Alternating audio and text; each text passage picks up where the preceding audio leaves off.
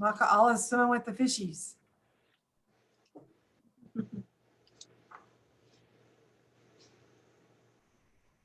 What kind of fish are those, Maka'ala? One of my favorite to eat, manini. Okay.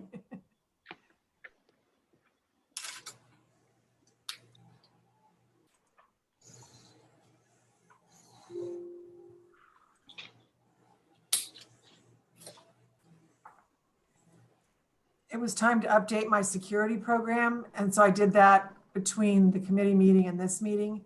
And now I'm getting all kinds of alerts on my screen that I never got before that I really don't know that I need. But it's particularly concerned about my camera. So Yeah, just ignore it. I just keep a little sticker over mine when I'm not using it.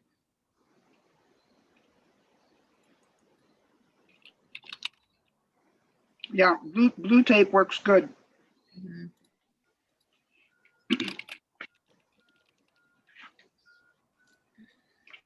We'll just give folks a couple more minutes. Looks like everybody's slowly joining. We'll get started in just a little bit. sure. I liked the separation in the meeting. It gave me time to eat. Thank you.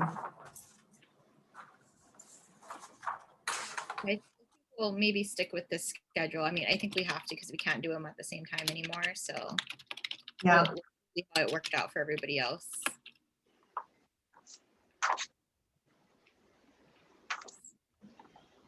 Yeah, I just had issues with getting, I never did get the either the invite or the agenda for the rules, and I never did get the agenda for exemptions. I sent Les an email, but just letting you know, Chair.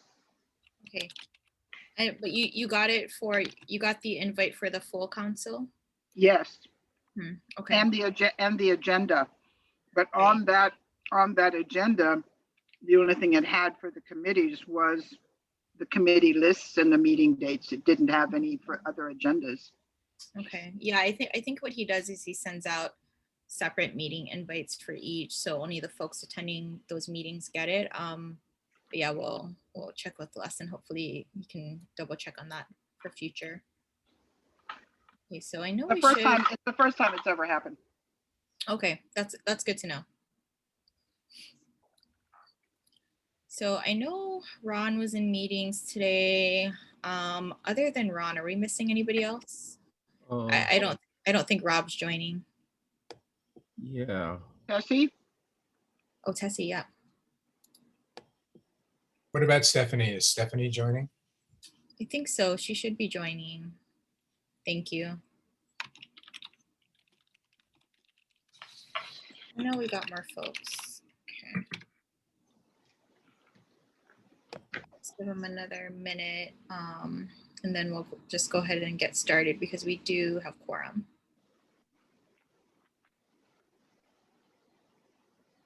Oh, there's Tessie. Great. Winona, how many of us are there now on council? Okay, let's see.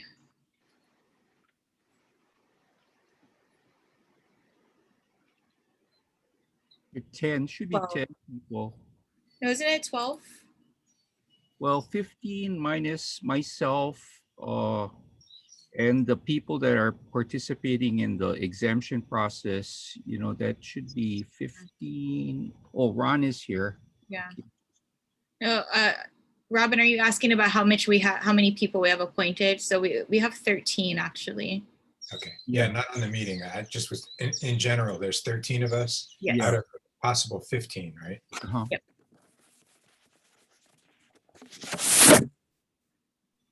Yep, 13. Okay, let's see. Thank you. So we got Ron, we got Tessie. Okay, hopefully Stephanie can join soon. I don't want to wait too long though. Well, Stephanie said she was going to be late for Oh, her okay. last email. Okay, thank you. Okay, great. Why don't we go ahead and get started then?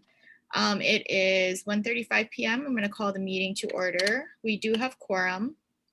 So I'm just going to run through and do the introductions to kind of save us time. Here with us today from the council, we have Onawana Thone, I'm the chair. We have Donna Hager Nordblom, Mary Berger, Robin Kay, Maka'ala Kaumoana, Roy Abe, Keith Kawaoka, Michael Tulang, Mahina Tudor, Tessie Kinnaman, Ron Terry. From OEQC, we have Les Segundo.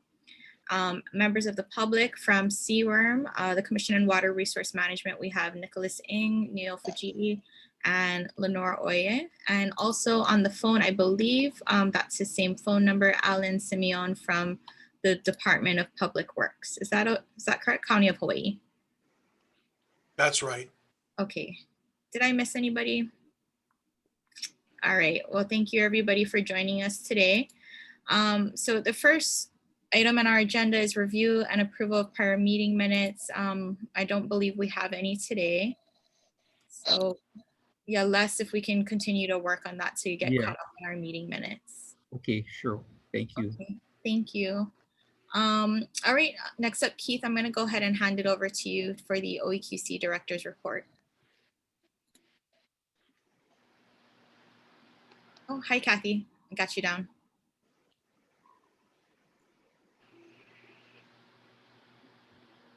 Thank you, Chair. Good afternoon, everybody. Happy New Year. If you haven't noticed or been informed, we have several retirements from the Attorney General side. Our able Bill Cooper has retired, along with Ted Boland. So as you recall, Bill Cooper was the AG for the council, and Ted was for the office. And you said Kathy's on? Yes, Kathy's on. She's Yes. there she is. Hello, Oh, there Keith. she is. So not that she needs any introduction, but I want to introduce Kathy Ho, who is the replacement for Bill at this point. So welcome aboard, Kathy. Welcome, Kathy.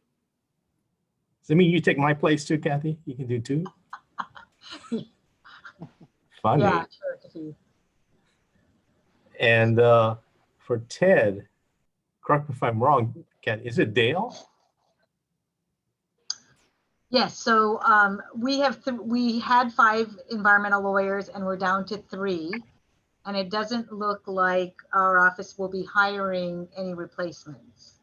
So, so there you have it. All right, what is Dale's last name? Sakata. Sakata. He will be, he's the primary water person. And then Wade Hargrove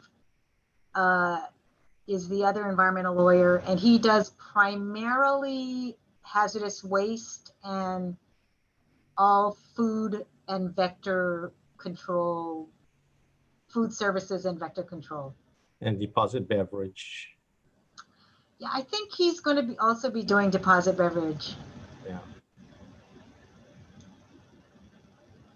Yeah. So like the rest of us, on Kathy's side, they're all spread thin too. So of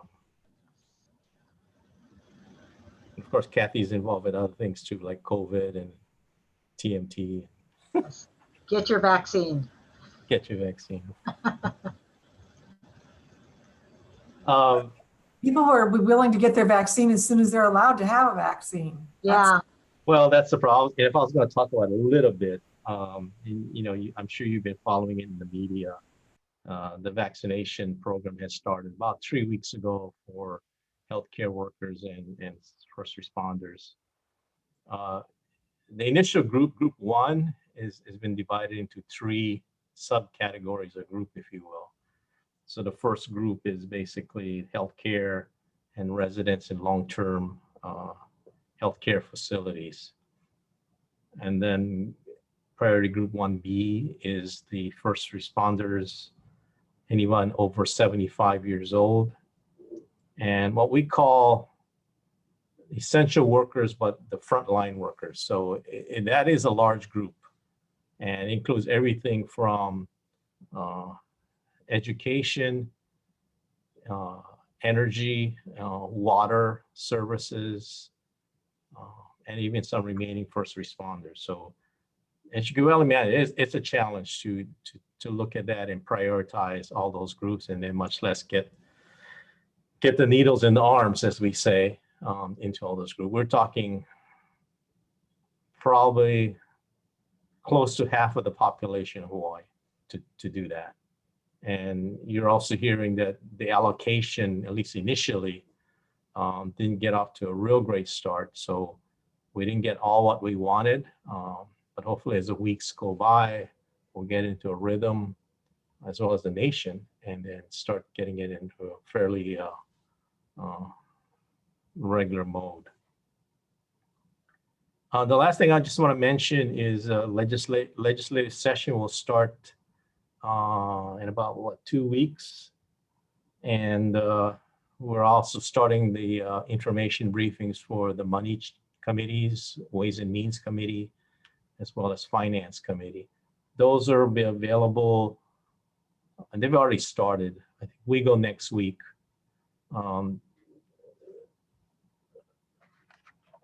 What's going to happen is you can watch it on YouTube. You just go to the link on the legislature or even the legislative link. So it'll be an interesting session again. I think we're going all virtual, which we kind of started. Remember, legislators started in a regular mode, and then we recessed, and then came back maybe about a month or so later, and then that was virtual all the way through. So we'll continue that mode at this point as well. So that's my end of the report. Over. Thank you so much, Keith. Does anybody have any questions or comments on Keith's report? No, except Keith, thank you. If you have an opportunity to provide any feedback or comments on the virtual process, my experience is I'm feeling much more informed and included than when I had to fly over. So for me on another island, the virtual process has actually been a benefit, and being and not having to sit in the same chair all day. But I mean, it's actually a real. There are real pluses to it. Obviously, providing comment and testimony is not as much fun, but I want folks to know that it's not all horrible. It's been useful. Yeah, you're definitely right, Makala. There's pluses and minuses. I mean, for us in working in offices, we go from one virtual meeting to another. It feels like we haven't left the office. We haven't gone to a person's office or conference to discuss things. But yeah, in some ways, you get to be more productive in some ways. But yeah, it doesn't replace the face-to-face contact, but certainly in terms of inclusion or the ease of discussing things, it's like telehealth, right? I mean, you never had to have telehealth really, and now it's almost commonplace to do that. And meetings is sort of like that too, and it's working well in terms of for us at least the teleworking part. So you've seen the trends with the rates for infectivity and the cases. So we may actually go back to tier 1, and it's actually stay at home. So this meeting will certainly lend itself to keep things going as best we can. All right. Any other questions for Keith or comments? All right. Well, thank you, Keith, so much for that report. All right. Moving on to the next agenda item, item 4. This is the Exemption Committee update. So I'll go ahead and hand it over to Ron. Thank you, Onana. We had a nice long meeting this morning and went through a lot of items. 4 of them are here for your review. 2 of them are action items. I'm just going to take them in order. the review of an action to concur with the County of Hawaii DPW list. This list was initially reviewed by me and then by the committee in October and approved for public release in November. I think 23rd, and had a 15-day nominal comment period plus additional time. We did not get any public comments. And our committee had no real substantive comments on the list as published. We passed it out for unanimously for your consideration for concurrence. This committee putting this on as an action item represents a motion that I believe doesn't need a second. Is that true? Somebody? Parliamentarian? I think technically no, but it's okay to have a second. Okay. Robin seconds it then. Okay. This is a this is an environmental council action. Onauna, I don't know if you want to lead the discussion. Yep, sure. So again, the motion coming out of committee is to recommend that the council concur with the updated Department of Public Works exemption list. This is coming from the County of Hawaii. So is there any further discussion from other members of the council? Again, the exemption committee has reviewed this list and made the recommendation that the council go ahead and concur. Did everybody get a chance to review the list? Okay. All right, folks. Well, if there's no further discussion, I'll go ahead and call the question. All those in favor of concurring with the County of Hawaii oh, sorry, Robin, go ahead. Or are you voting? Oh, voting. Okay, got it. All those in favor of concurring with the Department of Public Works list, raise your hand, say aye. Aye. Okay, so it looks like we have a unanimous vote. All right, is there anyone opposed? No, and any abstentions? Okay, hearing none, the motion passes and the council has concurred with the County of Hawaii Department of Public Works list. Great, thank you. I'll introduce the next one, which is extremely similar in all respects in terms of when it was introduced and the comment period and all that. That's the list from the Commission on Water Resource Management. And again, this passed out of our committee unanimously. We did not get any public comments. Well, now I leave it up to you. Okay, so we do again have another motion, and Robin is seconding. Thank you. And we do actually have a few folks from CRM here. If the council has questions for anybody from CRM, please let me know. Is there any discussion or questions on this list? Okay. All right, and I'll go ahead and call the question. All those in favor of concurring with the State of Hawaii Commission on Water Resource Management list, say aye. Okay. All right, do we have any opposed? And any abstentions? Okay, motion passes. So thank you very much. Go ahead, Ron. Thank you. Now, for our agency folks on the line, thanks very much for your submissions and your assistance throughout the process. Your models of how this should work. We really appreciate the environmental stewardship that you show in many ways, but for us specifically, for your diligence in addressing the exemption process, and for your commitment to transparency and honesty and full disclosure and good environmental analysis. Our next step will be to publish these lists, keep them permanently on our website so anybody can get them at any time. Les, for the DPW list, I did not find a my copy was a Word list. Did you make a PDF? I believe I did. Can you hold on? Let me check on that. Yeah. Yeah, Sure. the version attached to the agenda is the PDF. Okay. I think is there still a yellow highlight in there? Did we get rid of Yeah, that? yeah, that's still on there. So that's the only thing that needs to come out. But Yeah. that, typographical and Oh, that okay. should be fine. Formatting. So yeah, that's it. So those will be up. And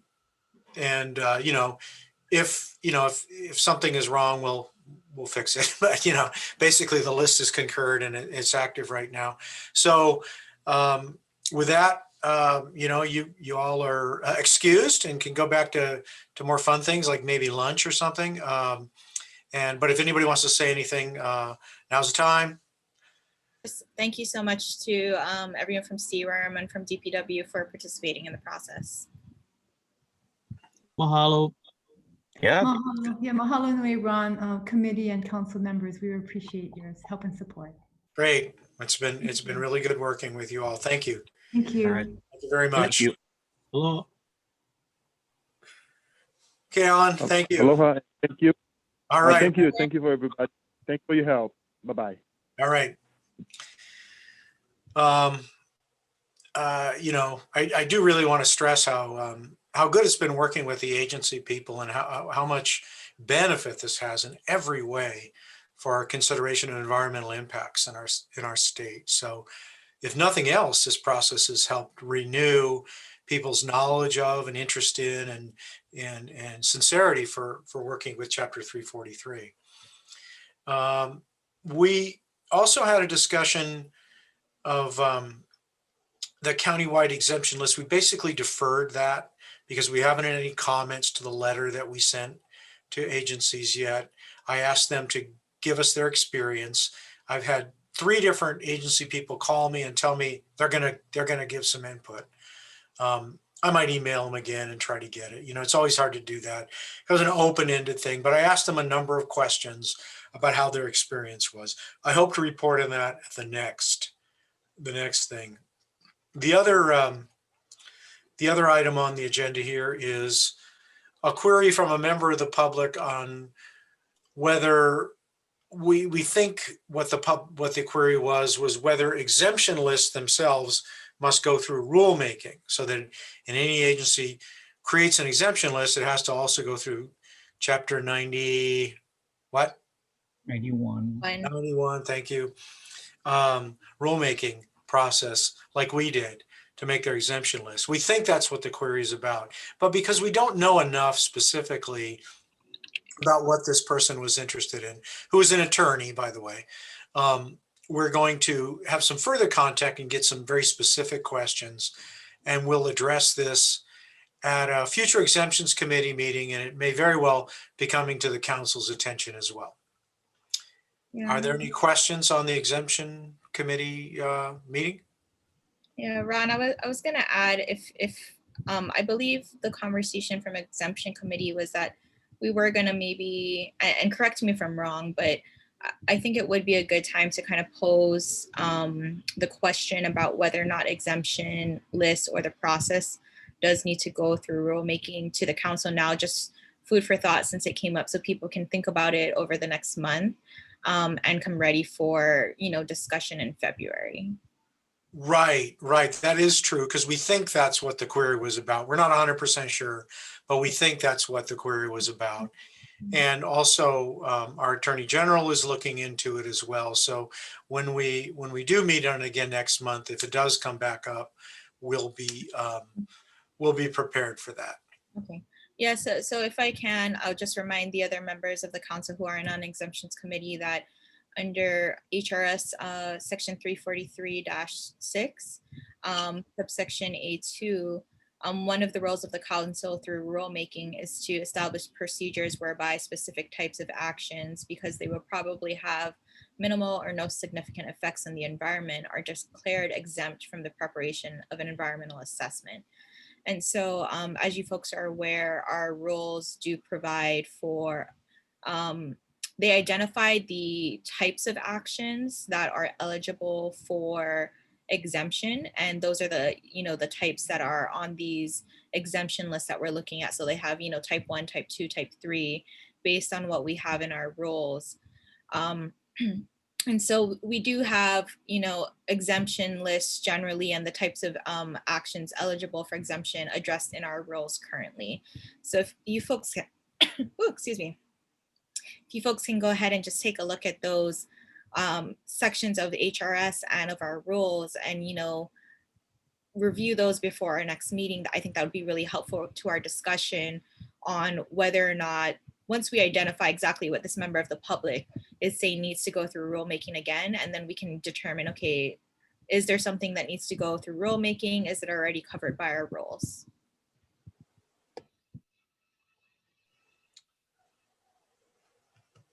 That's it. Yeah, so if there's any other questions or comments on anything to do with exemptions, or if anybody wants anything on a future agenda, just let me know. Otherwise, I'm muting. All right, thanks, Ron. Does anybody else have any questions for Ron or the exemption committee? Okay, thanks, Ron. So I was hoping Steph would be on by now. Maybe we can go ahead and defer. Oh, Robin, are you able to give the annual report update? Yeah, I mean, I'll give a very brief part, if that's Yeah. okay. Just, I Yeah, don't no know, problem. coming. And I'll just start by saying, you know, apologies to everybody from annual report committee. We weren't able to hold the annual report committee meeting today due to there was an incident downtown. So, you know, Les couldn't get into the building and get the Zoom started. So I think that has since been remedied, but that was the reason that that meeting didn't take place today. So the main thing to know about the annual report is that, as you'll remember, it's going to be based on a SurveyMonkey, and 49, Les, correct me, but I thought 49 invitations to participate in the survey were sent out. That's correct. Thanks to all of you for giving those contacts.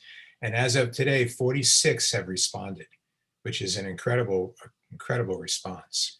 And so we're working with the survey folks. They're going to do the analysis. They're going to put a report together. We really have to put kind of a context to it, but Steph can tell you more about that later on. I just wanted to let you know that it's moving along. We're actually going to make the deadline, and that it will be basically the responses to those, I think it was 11 questions with some analysis, and it'll be up to us to make recommendations if we wish, but I can deal with that a little bit later in the Ledge and Pig report. Thanks. Is that enough, Winona, for now?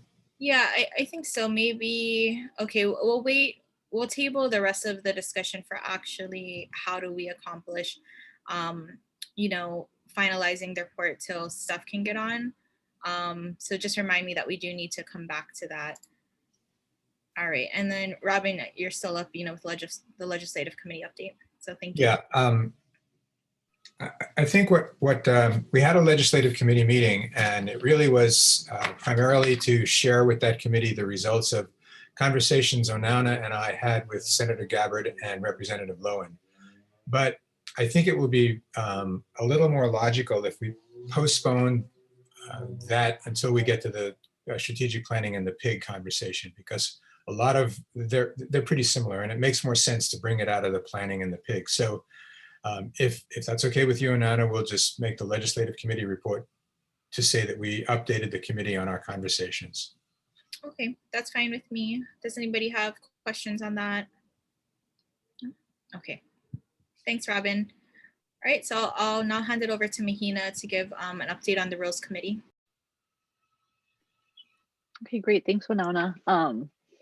Okay, so today the Rules Committee met for the first time in a really long time. Happy New Year. So basically what we did was just kind of regroup to see what, if anything, we need to revisit in terms of the 2019 revised rules. So we each discussed kind of different ideas that have bubbled up in terms of, you know, from our personal and professional experiences with having these new rules in place over the past year, as well as what we've heard from community folks and other stakeholders. So if there are any if anybody has any thoughts on what the Rules Committee should tackle next, please let me know. For now, I just want to share that we kind of collectively thought that revisiting our procedural rules in light of our experience with a contested case last year would be a priority. So I think right now we're going to, put it on next month's agenda for more detailed discussion and narrow our list of what we kind of want to pursue and take it from there. Does anybody have any questions or thoughts or complaints? Yeah, I would just say, so if folks have any topics that you really want the Rules Committee to focus on, Mahina, why don't you throw a deadline out there for them to, and let's use their normal process, please email your topics to Les, and Les will send them to Mahina. Okay. Thank you, Les. Oh, you're welcome. Yeah. So Mahina, I'll let you set the deadline for that so that you have time to compile it in advance of the agenda for February. Right. By next week, Sunday the 24th would be awesome, if possible. If our meeting is the first week of February. I think it is. Unless Steph's in the waiting room, if you can please let her in. Oh, okay, sure. Thank you. You're welcome. Testy, I go have ahead. a question. Yeah, I have Sure. a question for Mahina. Is any of these procedural rules involve the environmental court that we've been talking about? We talked about that a little bit. And then we talked about that a little bit in the Yeah. legislative committee meeting too. And I think Kathy was going to circle back with Bill. Oh, Because I know he was kind of figuring some of the environmental court stuff out from what I remember, but please correct me if I'm wrong. So I'll respond if that's okay. And I'm glad that other folks are looking at it. I don't believe any of our rules directly deal with the environmental court. If I recall correctly, the procedural rules were done in about 1997 prior to the existence of the environmental court. But the way procedurally any, appeal from our decision under a contested case would get to the environmental court is the fact that the environmental court handles, appeals or appeals from contested cases that arise out of Chapter 343. Well, yeah, no, actually, because there shouldn't be contested cases from 343, but I think it still gets there because it's an environmental statute. So yeah, I think that's a nuance we'll have to take a look at, right? Yeah, I think, Onana, doesn't the administrative judge looks at the case and then assigns it to the environmental court if he or she sees fit? There was some legislation a few years back actually creating the environmental court. So I'll take a look at that if you guys want. But I think it's really up to the administrative judge to assign the cases. In that case, okay. Yeah, I guess that makes sense because there's certain statutes that have to go to the environmental court, right? Okay. I think that's true, but I was a part of the process, and I specifically remember that we didn't want it to be totally discretionary to the administrative judge, that there were very specific kinds of matters that would go directly to the environmental court without some other judge saying that's where it should go. That makes sense. Thank you. I think I grumbled about that. Were there any other questions on that? Or so I guess, Tessie, based on your question, do you have a recommendation for changes to our rules that, on that topic?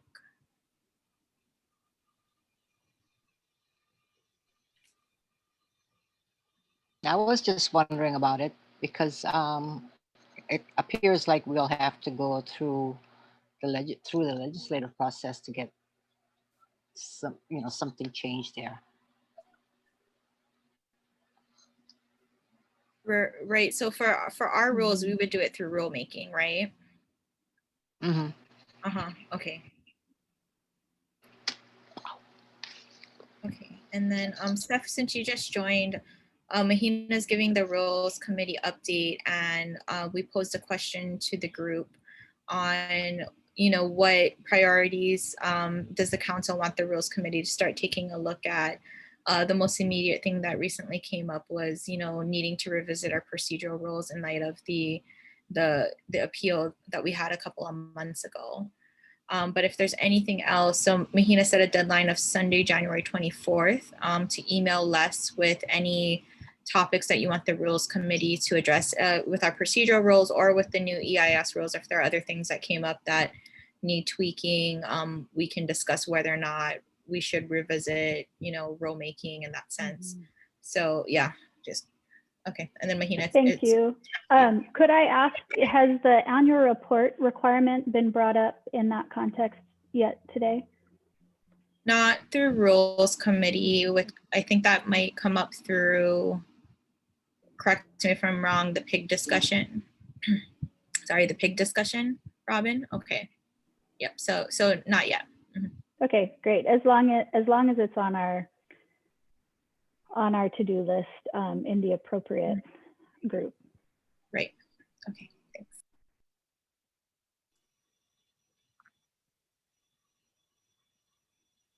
Okay. Mahina, anything else from you?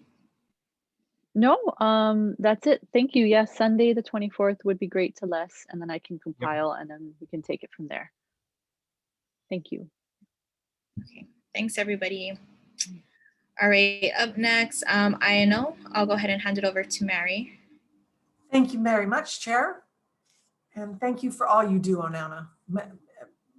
Much of what happens around here wouldn't happen if Onana wasn't keeping all the pieces of the puzzles neatly knit. So thank you. So the INO committee met today. Thank you very much. Those of you who were able to participate. It was Dawn's first committee meeting, and she was an important contributor. So I'm really glad to have her on board. Not that Mahina and Roy, of course, are always there and contributing. We had an interesting discussion regarding how and where to take the future with INO in the virtual world. And so Keith, we're going to put you on the spot here in this meeting. So you want to unmute yourself because you want to be ready to answer. We came up with a potentially interesting dilemma. We've always done all of our past forums have been done on Saturdays, and they've been done purely volunteer driven because they've been in person and they've been in partnership with the law school. So if we're going to try to do this virtually via Zoom or Blue Jeans or any of the other web services that are available, do we have to use the Oeqc Zoom account? Because do they have to be recorded in that format like meetings do? So that would mean that staff would be involved. So then that means we need to look for your blessing of staff time in this endeavor. And then would that mean that we're not able to do it on a Saturday, which has been successful for us in the past? Would we need to do it Monday through Friday during working hours, et cetera, et cetera? If more than one of us has our own personal Zoom accounts, but we were curious if that would fall into that would be considered an in-kind contribution to a state agency that would have to be managed in the correct way. So that was one of we had lots of creative juices, and I can still report on all those creative juices, but we do have this highly technical question about how we go forward. Please. I'll try to answer your first part of the question, and I'll let Les kind of chime in more because he's actually the operator or the organizer. Les, what kind of effort does it take to set up the meetings? Could it be designate it to another council member? Yeah, we can designate it to another council member because we have one account with the password, and if we give the password to another council member, they can actually host the meeting on behalf of OEQC. Okay. That's what we were trying to do this morning, you know, when the police incident for the annual report meeting. We're trying to get it, but Jen and I didn't have access to the office, so we have the password written on a piece of paper in the office. So there was no way we could. A really secure place mounted on the wall. Yeah. On that note, while we're there, Les, can we share that with me or just one other person, just so in the future, if you folks are locked out again, we can have somebody host the meeting? I don't see any problem with it. Keith, what do you think? Is that okay? That's fine. Okay. Yeah, I'll keep it confidential. Oh yeah, so, yeah. Yeah. Let me do that after this meeting. I'll email. Right, yeah. Okay, just so I don't forget to ask you, but thank you. Okay.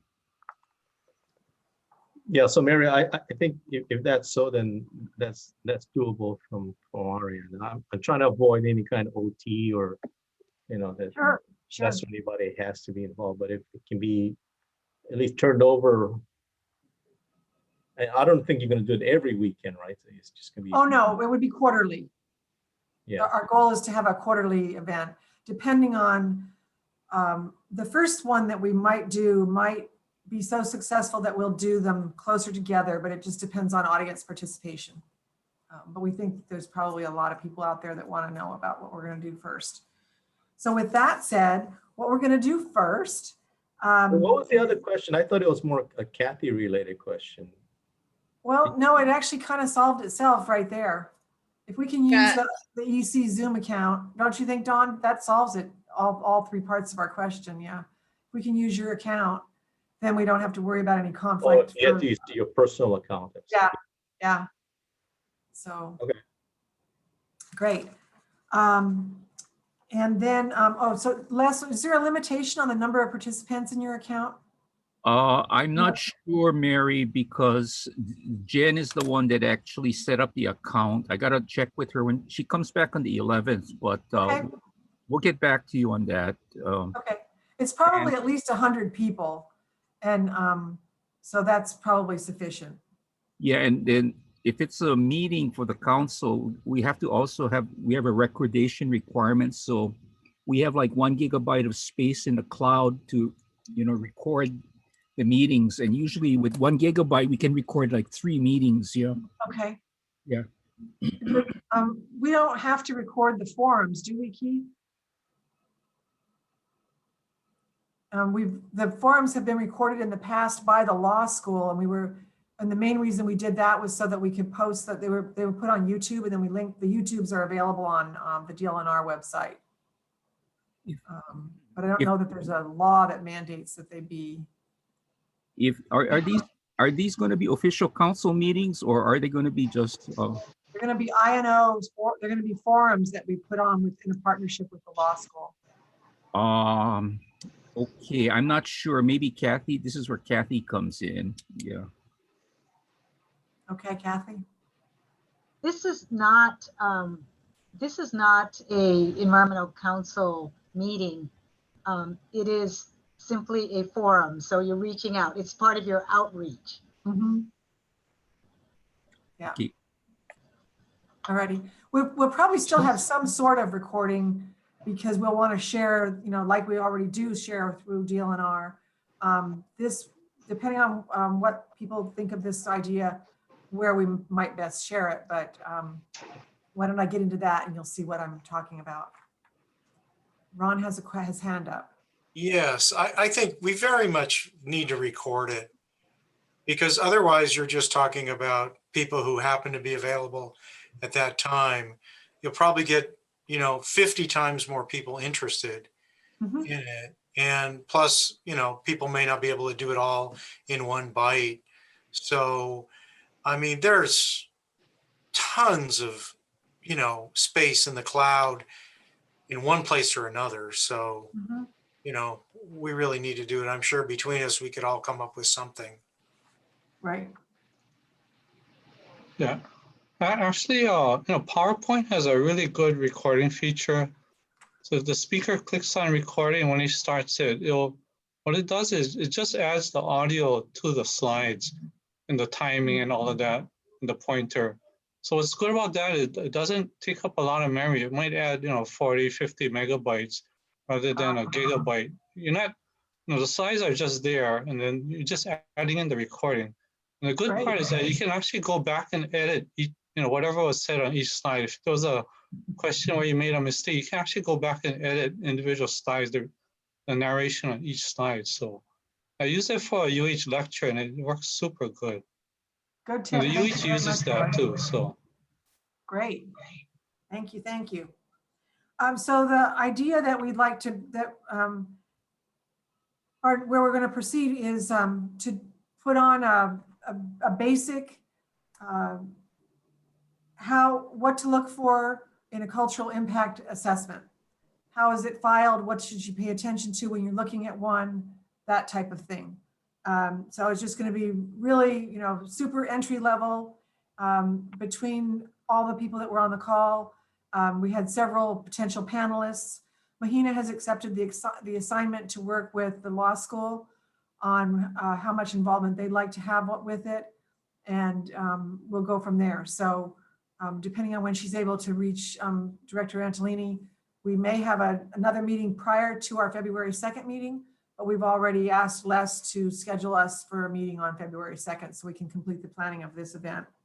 And we're seeing that cultural impact assessments are so important in so many areas of the work that we do, particularly at the environmental level, that we're foreseeing where there probably will be at least 2 more, so like a 3-part series on this subject that we may hold. And that's why I said that while we're looking at doing the events quarterly, we may do monthly for the next few months just on this particular subject.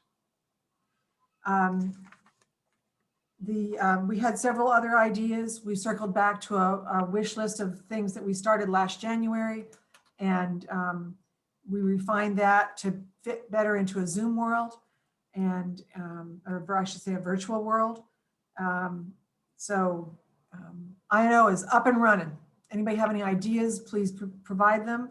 I wanted to thank Maka'ala. I had a lovely time speaking with Jonathan. It took a little while to get everybody's schedules together over the holidays, but once we did, we spent 2 hours figuring out who we didn't know, because that was a shorter list. Jonathan and I were surprised that we hadn't sat and shared a bottle of wine before in our lives, because we know so many people in common. So, I also would like to comment and bring up another subject that we might need to have Kathy's mana'o on, and that's that. So Jonathan is working pro bono on a project for avian malaria, and he was very honest right up front that he's not at a point and the program is not at a stage where he wants to take this out to a public forum. He can see where that may need to occur in the future. But what he'd like to do right now is go before the Environmental Council, us. He'd like to come to us with his thoughts.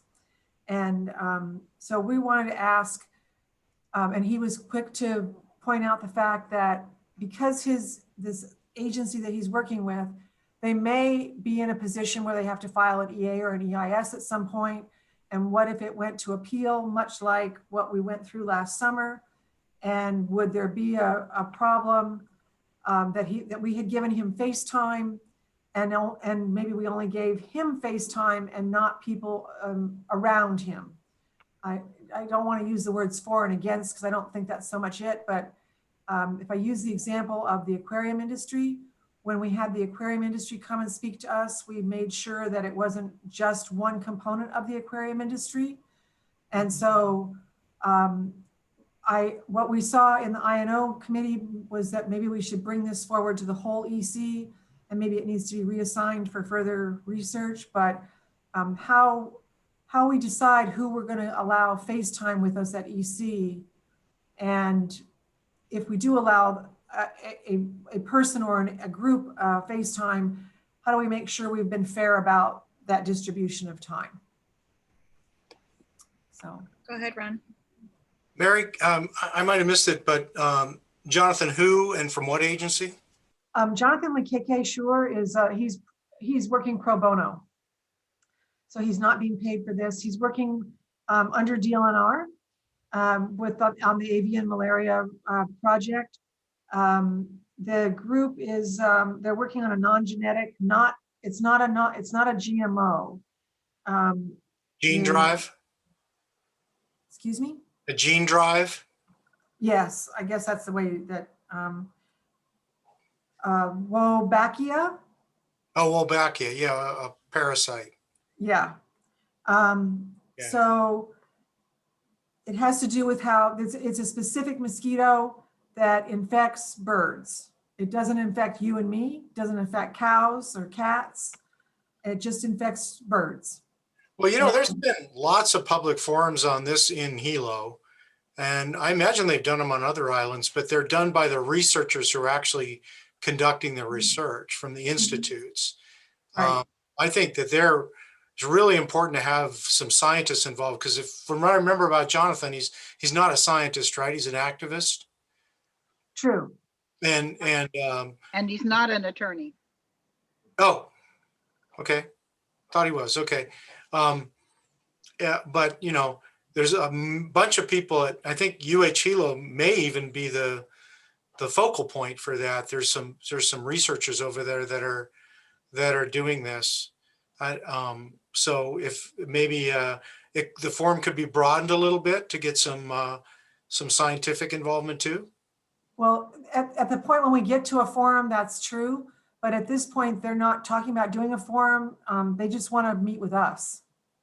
And so that's what this discussion is about, is who do we allow to meet with us and why, versus possibly we say, you know, sounds like a great idea, carry on, do more research and come back to us when you are ready for a forum. And then we are able to offer the safeguards that you're suggesting, Ron, where we go to the scientists, the universities, whatever. In our discussion at INO, we saw a potential concern here that we thought we should bring to the full council to have it properly vetted of how do we invite people and groups to speak with us. Well, I like your idea. I like your idea about you know, seeking out other parties who may have expressed interest in this in the past from various angles, inviting them at the same time and saying, dealing with a topic, you know, rather than a particular viewpoint. Correct. Yeah, I would, and I'll look to Kathy to, you know, opine on this as well. But I think it's within our statutory scope of what we do to hear on environmental issues, right? So to the extent that anybody wants to present information to us, I don't see that as being a real problem. If they do, we would invite, you know, the various viewpoints to remain objective. But if the intent, you know, you phrase it as a meeting, if they want a meeting to lobby for any particular position, I think that would be something we would kind of sway from. You know, if they do in fact think that their matter would potentially come to us in the future. And at this point, we don't know that, right? We don't know if it will come to us or not. So I think that's kind of jumping the gun a little, but yeah, I think that as a body, we can certainly receive information. But yeah, I'll look to Kathy to. Chapter 341-6 gives you guys the authority to serve as a liaison between the director and the general public, soliciting information and opinions, complaints, recommendations, and advice concerning ecology, environmental quality through public hearings and or other means. So you are within your authority to receive that information. And Chair, specifically, Jonathan is a consultant. So I would not categorize him as an activist. He is a consultant. He has consulted for the law school. In this situation, he's consulting for the state. And he wasn't trying to, even in the, you know, friendly conversation that we had, I never felt like I was being lobbied for anything. It was purely informational.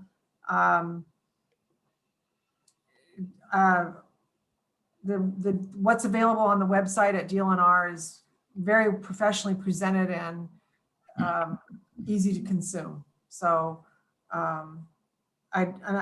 he just wants us to know that they're working on this. He thinks he just felt we should be aware. Thank you, Mary. I think this is a really important topic. Appreciate you bringing it up and appreciate Jonathan bringing it to our attention. I would echo what Ron said. I'd love to hear sort of the description and update and narrative from Jonathan, but if there were an opportunity to bring in those researchers to fill out that knowledge, I think it would be I think it would make the time that we spend on this more impactful. Okay, that was very well put. Thank you, Stephanie. Let's see. The other subject we discussed was something we've had many conversations about, probably more offline than online, and that's the varied, the diversity in the way that the solid waste is managed county by county. And given that we're all part of the same state and sit in the middle of the same ocean, it's interesting that it's such a varied policy. So that would be something that we would like to accomplish this year as well, but probably more to summertime at this point. So those are the main ideas that we're currently looking at. And as we said, we're open to ideas and thoughts. And if someone wants to have me chat with somebody offline like I did with Jonathan, I'm happy to make time for that and take the information back to the committee so that it's more efficient use of everybody's time. And that concludes my report, Madam Chair. Great, thanks so much, Mary. Does anybody else have any questions or comments on the INO discussion? Okay, well, great.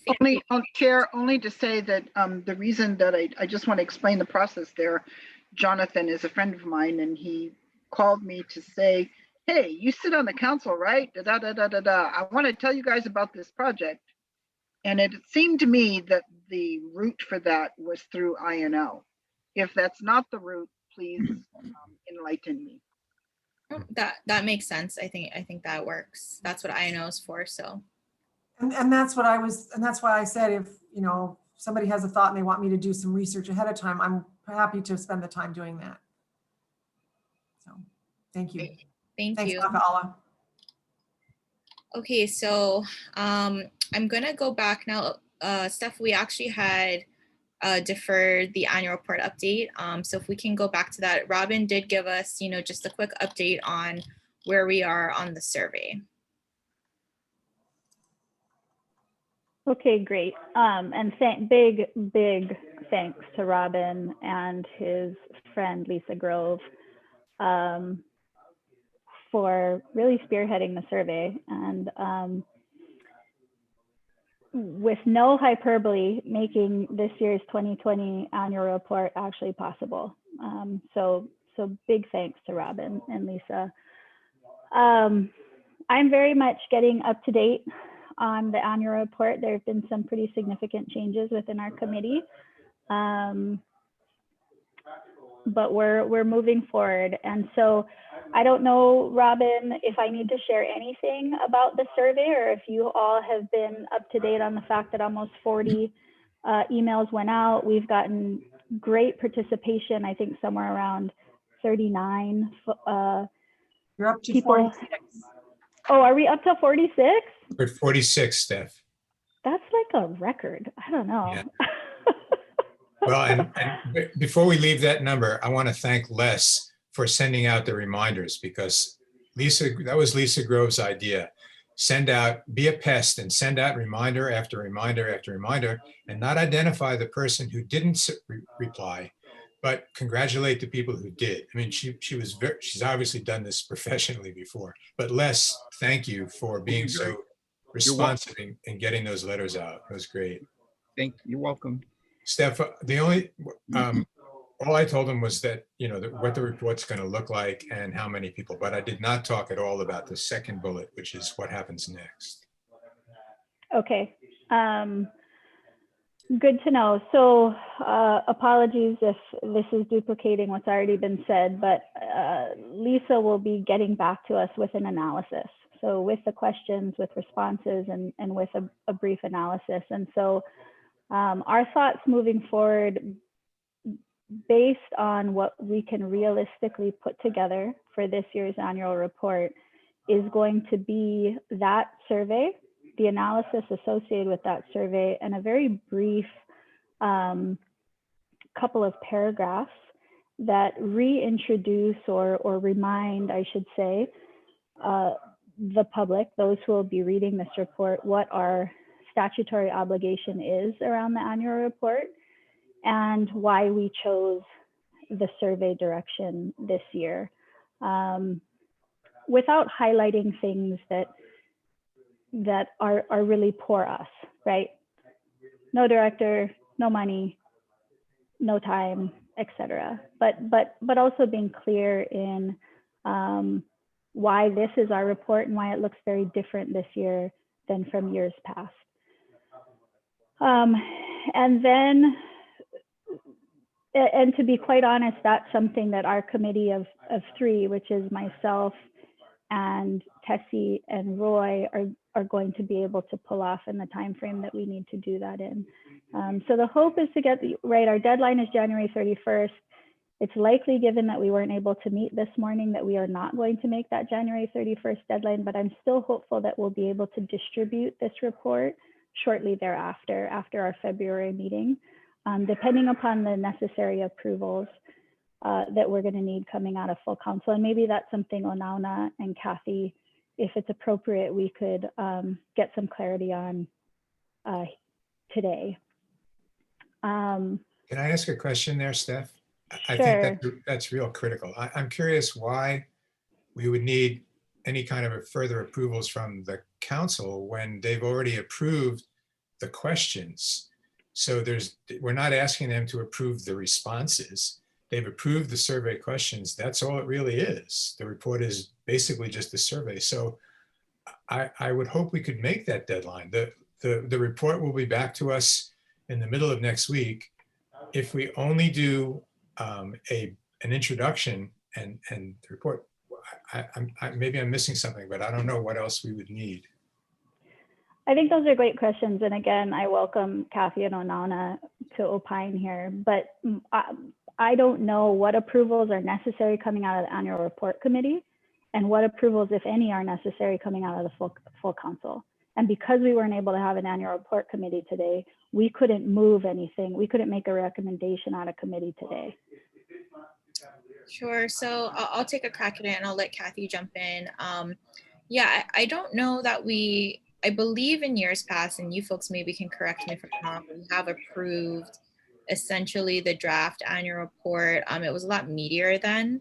So I don't know that we need that here, where it's really just an analysis, you know, of the survey at this point. And I know we do want to get it done before January 31st this year, get it in on time. So I'm also trying to recall, and I can't recall from our past meetings, if we had already delegated authority to finish it or not. And maybe Les, that's something can help us out with checking the past meeting minutes. I know we had delegated authority to Rob and myself to go ahead and, you know, look at get the survey done, right? So question is, does that also cover, you know, just completion of the annual report?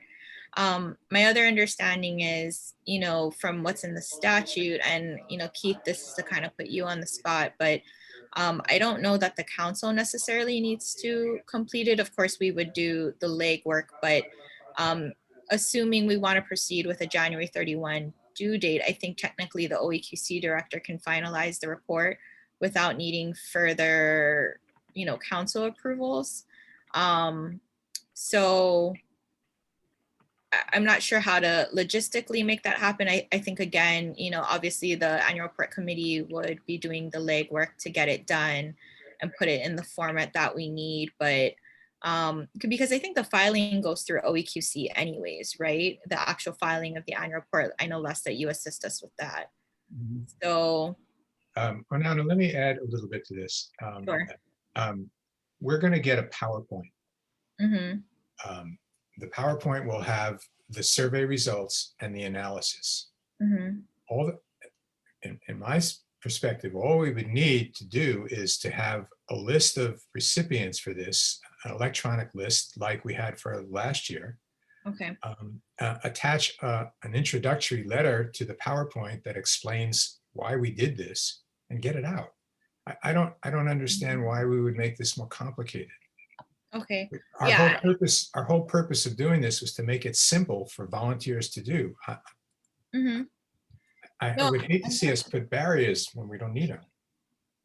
I guess that's fine if you folks want to just send out the PowerPoint. I mean, not having seen it or anything, if it's looks like it's in a form that's good enough to go, but I would expect somebody to at least look at it and make that, determination, right? And I'm assuming, Lisa's been great. I assume the product that we get from her will be really good. Oh, the idea would have been for you, Onana, and Steph and I to do a review and an edit before it went to Les for distribution. Okay.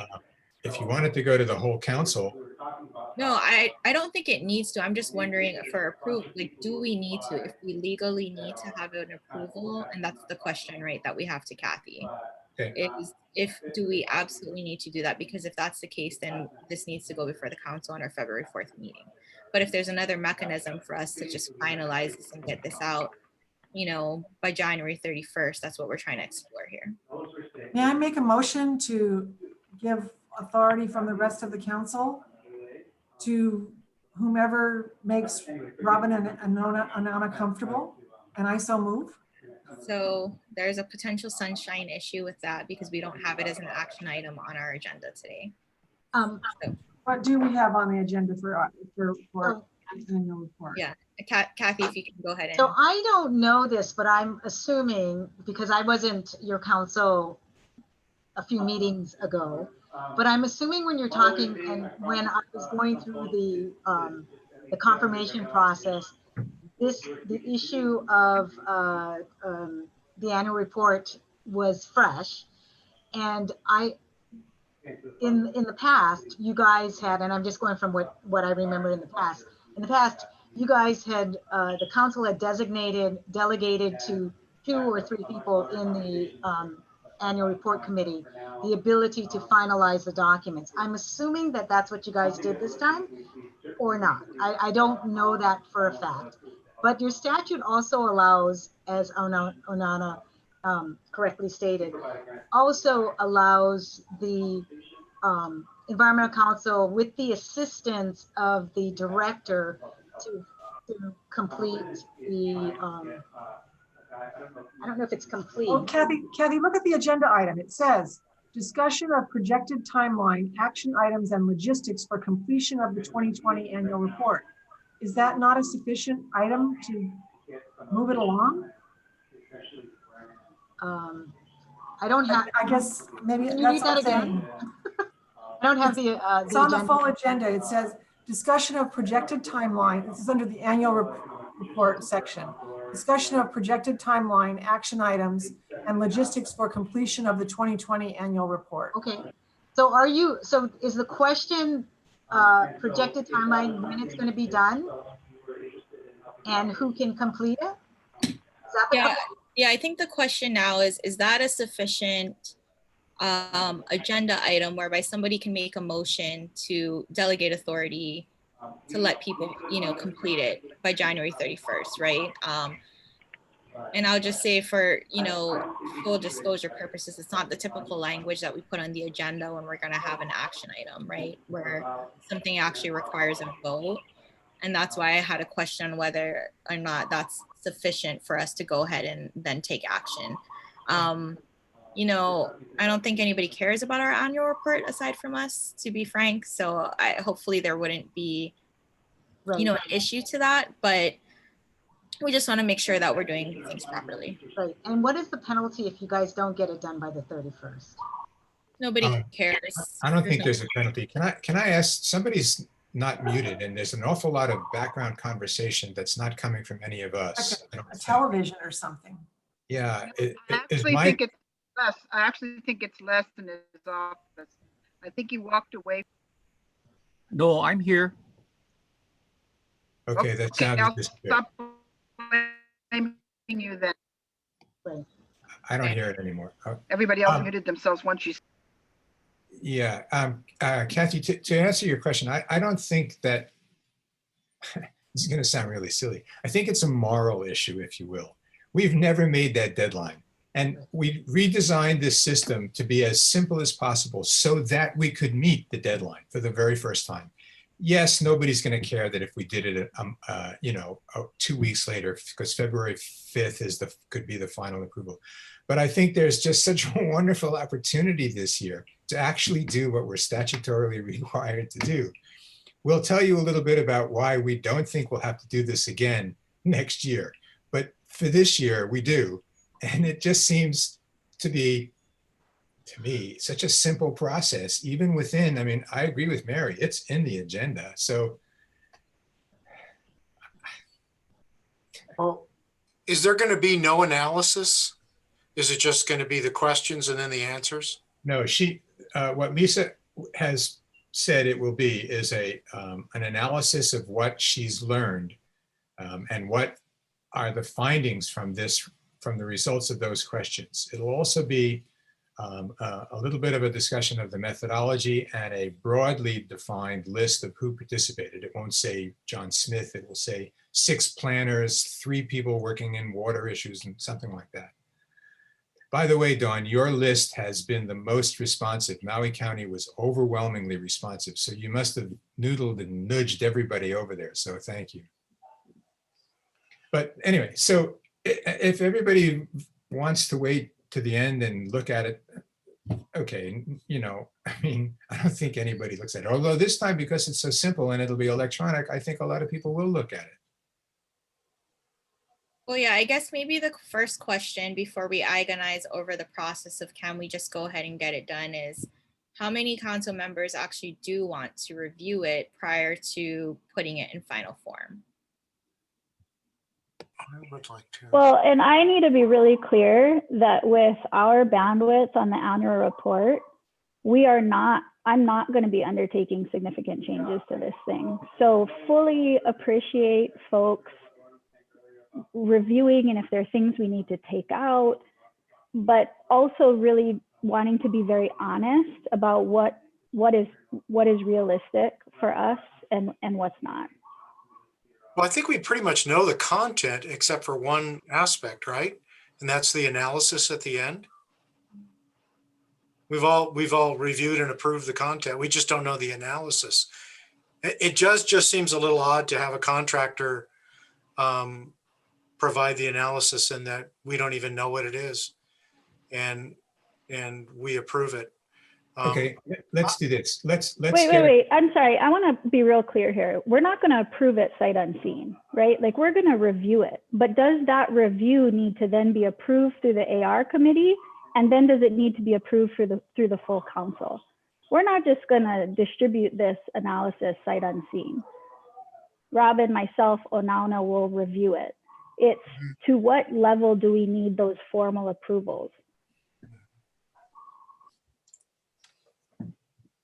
Right, so with that context, I'll still pose it to the council because if folks are uncomfortable with it, us getting into the details of the procedural aspects that doesn't make sense agonizing over that at this point. So how many people want to see it in essentially a final form before it gets published?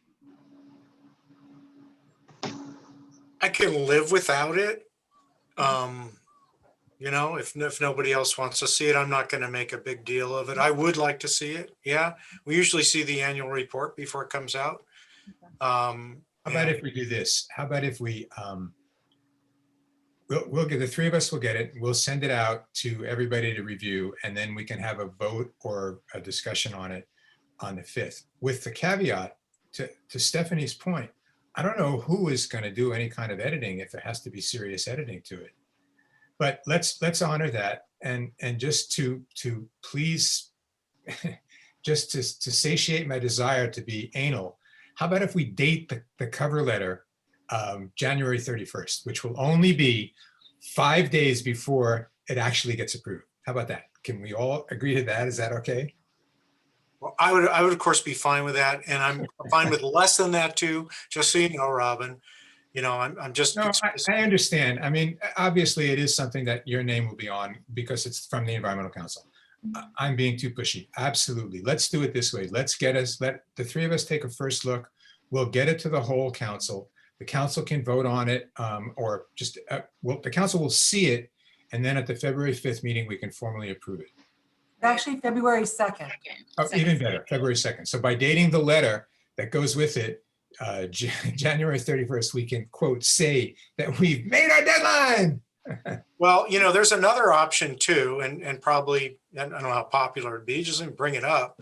We could have a special 10-minute meeting sometime in January to review and address it right there. Yeah, that is an option, to call a special meeting just to get it out if you folks want to do it that way. Roy, go ahead. Yeah, well, I was thinking that, we go through all this work getting input from the agencies, and really the key component are the recommendations that come out of the information that we receive. So I'm not sure if somebody can spend some time to at least just put in some recommendations, I think that would be worthwhile. And I kind of want to see the recommendation. I think we talked a little bit about recommendations, and my sense is that that's a whole nother conversation. Yeah.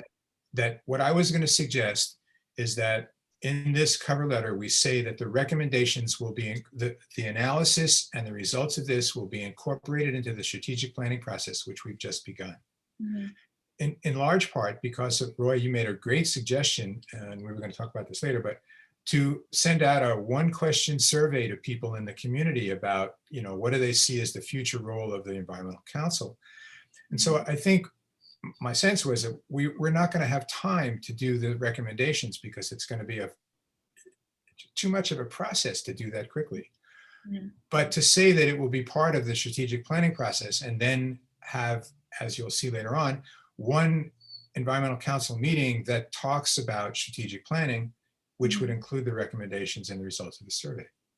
Okay, I'm okay with that. That's a good suggestion. Yeah, I think that works on our timeline. Yeah.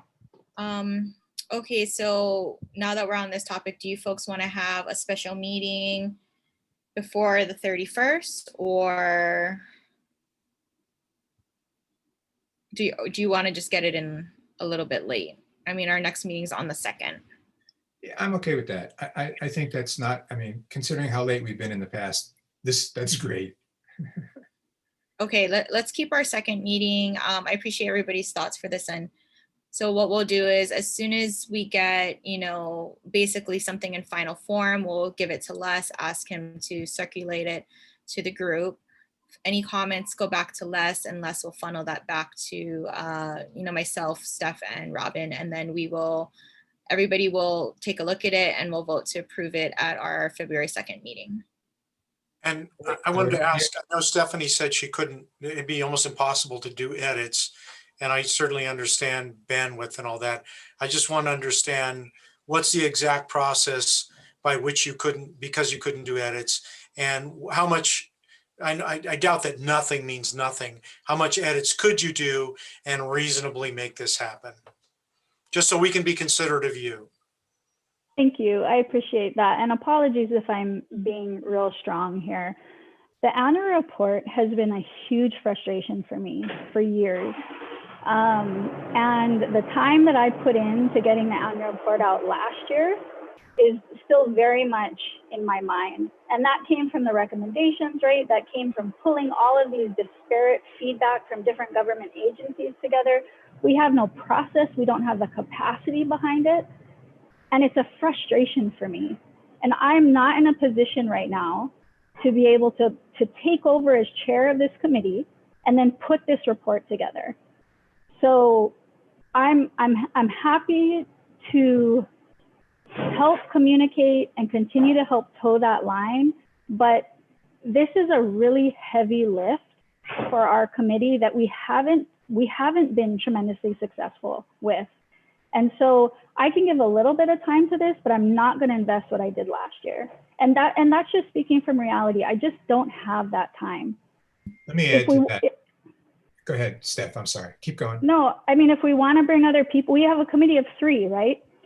So if we want to bring other people in and do this and have all of you review it and provide comments and do that editing, I'm open to doing that. But I can only commit the time that I have right now, and that's very little.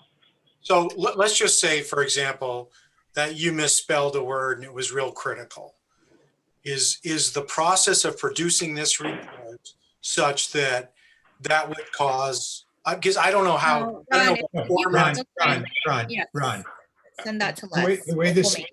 the way this can work is Lisa, who is doing the survey analysis, has agreed that once Onauna and Steph and I have a first look, if we see things, she'll make the changes.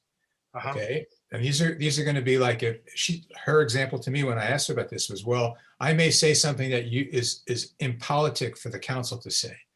So she can take it out. It's an electronic report and it's a PowerPoint. So barring that's me, one thing I want to know. So it's a PowerPoint. yes, So it is editable. it's editable, and she's agreed to help us do that. Now, to what degree? I mean, if you, for example, Ron, are want to redo the entire thing, well, she's not going to do that. But if there typos or sensitivities or some changes that need to be made, she's willing to do that for us. Can I say something too? Yeah, I'm listening to all you guys in my second meeting. As somebody who's done annual reports for agencies and also being on the ledge side, I think really the point is, are you really conveying all the information the ledge wants to see at the end of the year or the beginning of the year? And I personally would like to see it just so that I know what's going out, and I'm very happy to help in any way that you guys need help, Stephanie, Robin, and anyone else. So I'll help out if you guys need it. But for me, I just like to just see it so I know if somebody calls me and asks me about the report, I just know what's going on. That's all. Thanks, Don. Yeah, so I think we're in agreement. We'll circulate it when it comes in. If people have changes or questions, small stuff, don't expect that this is not going to be as meaty as our past annual reports. We're not going to have the level of analysis that we previously had. If you give comments like, oh, you should add a paragraph about X, Y, and Z, please don't provide those type of comments. If you want something added, draft the language, because we're not going to have the capacity to do that. And then we'll go from there. And hopefully, it's nothing super substantive. We know, again, this is going to be a very simple report as compared to past years. And then we'll work on getting that done and compiled and on the agenda for February 2nd. Does that sound good to everybody? Okay. Can I ask Les to begin preparing the list for distribution? I assume there was one from last year's, even though we had a hard copy, but in addition to the 49 people that we sent it to, there probably is a list somewhere of who got it last year. I'm going to have to look back in the records. I don't have the list myself, so. Yeah, I think it needs to go to Gov's office or Lieutenant Gov's office, right? Who are the people we're statutorily required to provide it to is number one. The 49 people who participated, add them, and then of course the council members. Yeah, that means check with Lauren at OPPD, because I think we're the ones that got to work it through, right? Okay, so I'm just, Keith, should I ask them for a copy of the spreadsheet, their data list? Or do I basically give them the 49 that I already have so they can send it out to the other, I don't know what would they use for the official distribution. You can check with him about that. Okay, Lauren. Okay. Lauren Kim. Yeah, okay. Yeah, thank you, because I think Robin really, if Les, you can assist us, because it's not going to be us, the council, that transmits it, right? We're going to provide the annual report and it gets transmitted however you did it in the past, Les. Right. It's not as if we're doing this for the first time. It wasn't me. It went out to Jen. That's why. To Jen. Okay. Yeah. So maybe you can check with Jen when she gets back. So okay. Yeah. Okay. Thank you. And then as far as approvals, I see several annual reports coming through from my programs. And I think the whole department might see hundreds, definitely in hundreds. There's some that needs the approval of the director, but it's nothing that they sign off on a approval page. There's some that, especially right now, I just tell the director, and this, because this is being recorded, I can't say much detail beyond that, but these are reports that either are special session reports or just annual reports, but there's no way the department can review everything every step along the way. I mean, that's just reality. Thanks, Keith. So I'm less concerned about it now with our current process because you will see it in your capacity as a council member. And yeah, so it'll come to you for review at some point, basically. All right, Mary, go ahead. I'm just really excited that we're doing a PowerPoint. I tried to asked to do a PowerPoint the very first year I served on this council, and I got laughed out of the room. So I'm all on board. You send that puppy out and you send it out now. This is a crazy conversation. It's super frustrating for me. And what Stephanie is talking about, the disrespect that Stephanie's been shown, we all owe her an apology. I'm really getting upset with this. I'm sorry. Thank you, Stephanie. No, and thank you very much, Stephanie, Robin, rest of the annual report committee. I know it's been a lot to get this out, and I'm not intending to show any disrespect. We're just trying to make sure everybody's perspectives are considered in this. So we're, the council does have to make decisions as a whole. But we have a plan to move forward. So again, thank you folks very much. Robin, please let Lisa know how much we appreciate her efforts. And Les, thank you for sending the various reminders out. All of the annual report committee's work is not gone unnoticed. We know you folks are really pushing, and you're coming off of just completing an even more difficult annual report for last year. So thank you folks for that. Hopefully this frustration is alleviated as we move into our next discussion. Is there anything else from annual report committee before we move on? No, that's it. Okay, thank you very much, Steph. Thank you, Robin. So Robin, I'll go ahead and hand it over to you. We have about 30 minutes left on the clock. I'm hoping we can complete the discussion in that time. If we need to stay a little bit later, that's at the members' pleasure and people's schedules. So to you, Robin.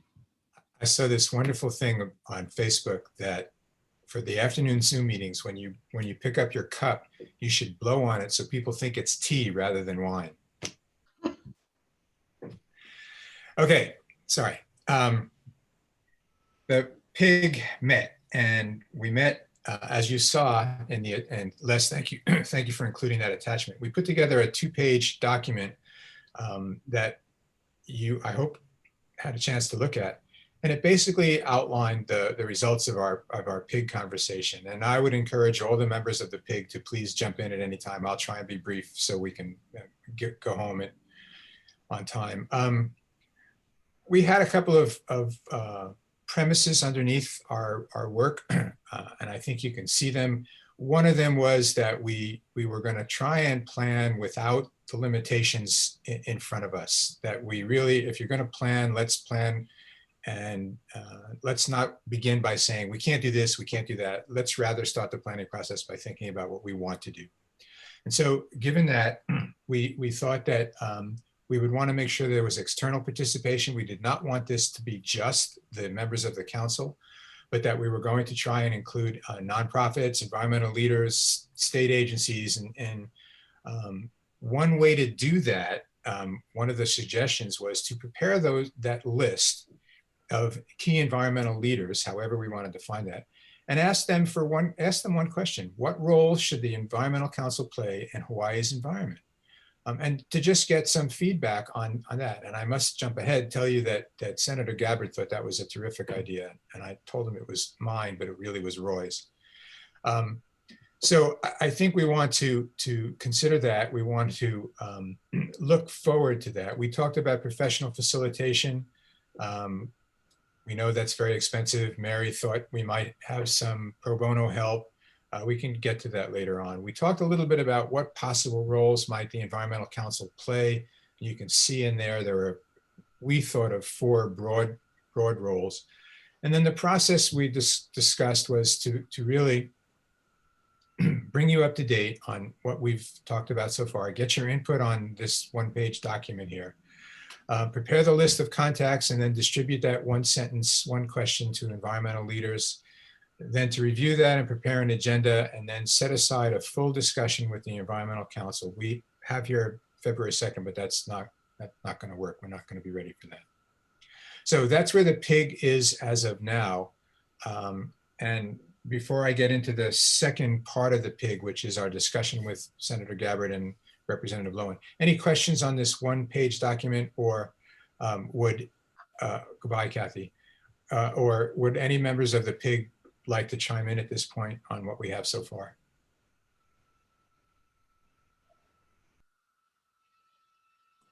I'd like to thank Robin for his leadership. He's provided some really good strawman information for all of us to work with between our meetings. And Roy has done some incredible time-consuming research that I think you'll all find very entertaining. Yeah, maybe I can chime in at this point. What I did is I went down to Oeqc and looked at the old annual reports, and it was pretty interesting.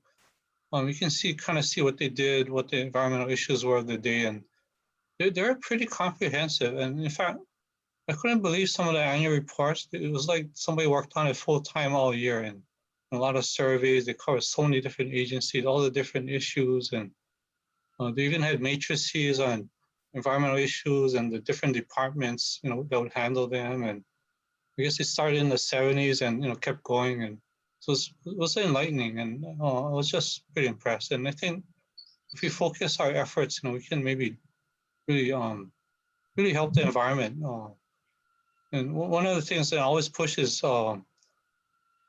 getting the best bang for the environmental buck. And I guess EPA in 2012 they came up with something called integrated planning, and what it involves is getting all the stakeholders involved, setting priorities, identifying the issues, setting priorities. And other states have been doing it, and they've been having really good success. And if you look on the website, just Google EPA integrated planning, and I think City of Springfield in Missouri, I thought, had a good website. But the key question they asked was to the stakeholders and the public was, if you had only $1, how would you spend that dollar? And I thought, was a very good theme, and they focused on that. We got together, and I think what I noticed these days is that there's a lot of lawsuits. Environmental groups are suing, government agencies and all of that. And I think if we all work together, we can get more done and more efficiently. And I think that's what happened in the 70s and 80s, where there was a lot of stakeholder meetings, and everybody got together. They worked together. There was a lot of progress, so I'd like to see that happen again. And there's currently no statewide agency that kind of looks at things holistically, and I think maybe we got to be the ones. I don't know. Everybody is short on budget. Everybody's facing day-to-day challenges, time challenges, and somebody needs to look at the big picture, a holistic picture, and see what makes a difference and how we should, get funding for the things that make a difference. So anyway, that's my 2 cents. I would suggest that all of you take some time and take a look at that second page, especially the part that says possible roles for the EC. There are 4 bullets in there. There could be 6, there could be 3, but for discussion's sake, as Mary said, for a straw man, there's some that reflect Roy, there's some that reflect me, there's some that reflect just a broad consensus. And I think that ought to be in part the focus for when the EC has a full discussion. So please take a look at that, and particularly those 4 possible roles. Let me thank you. Can I make a quick comment, Robin? And really appreciate this, echoing others who've said that. And forgive me if it's there, and it might be implied, particularly under page 2 at the possible roles. But I would also recommend, to the extent that we can, that the strategic plan deliberately manages for chaos, meaning that we are looking at the EC as being presided over by the OEQC with a director and all of its staff and potentially a budget, all the way down the gradient to where we are now. And that's a really And that Yeah. we're looking at that full context in determining, okay, who are we and what are we going to do? But I think we need that chaos and the ability to adapt within that chaos in this strategic plan for it to be effective for us. That's a really good comment, Steph. I mean, please remember that this whole concept of strategic planning for us came out of the fact that we'd spent over 2 years on the rules, and what were we going to do next? And this is a really good opportunity for that direction, with us as the lead in that, but with the community's input as well. So yeah, managing for chaos is a really good way to look at it, especially today. Other comments, Onana? Shall I go on to the report about our meeting with Gabbard? Because that talks about a bunch of other things. Yeah, maybe we'll take other comments first, because I think that'll go into a pretty detailed discussion. Maka'ala?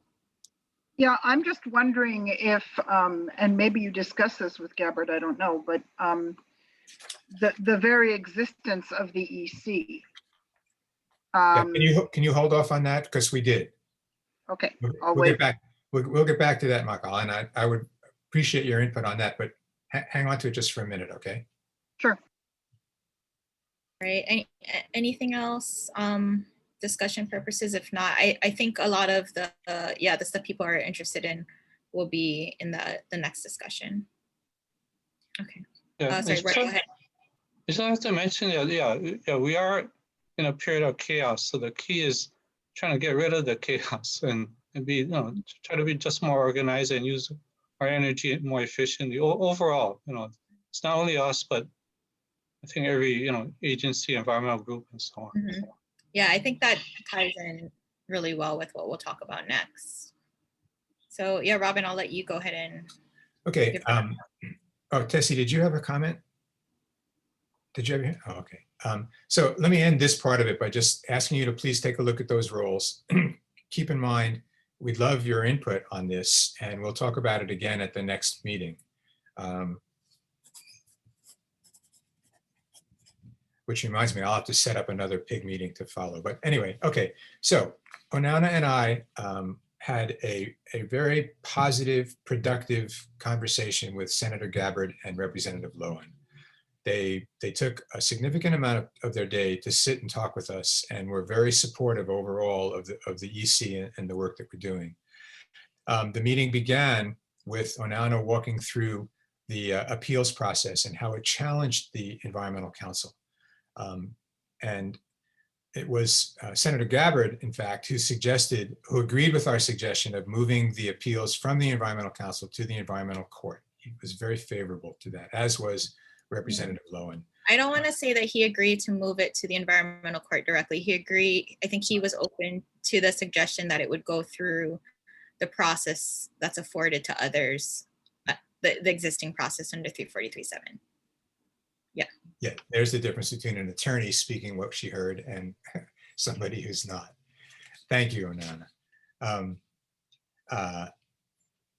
Representative Lowen was also supportive of the concept. They both thought that it would be helpful to get some input from the environmental community on their reaction to that kind of change.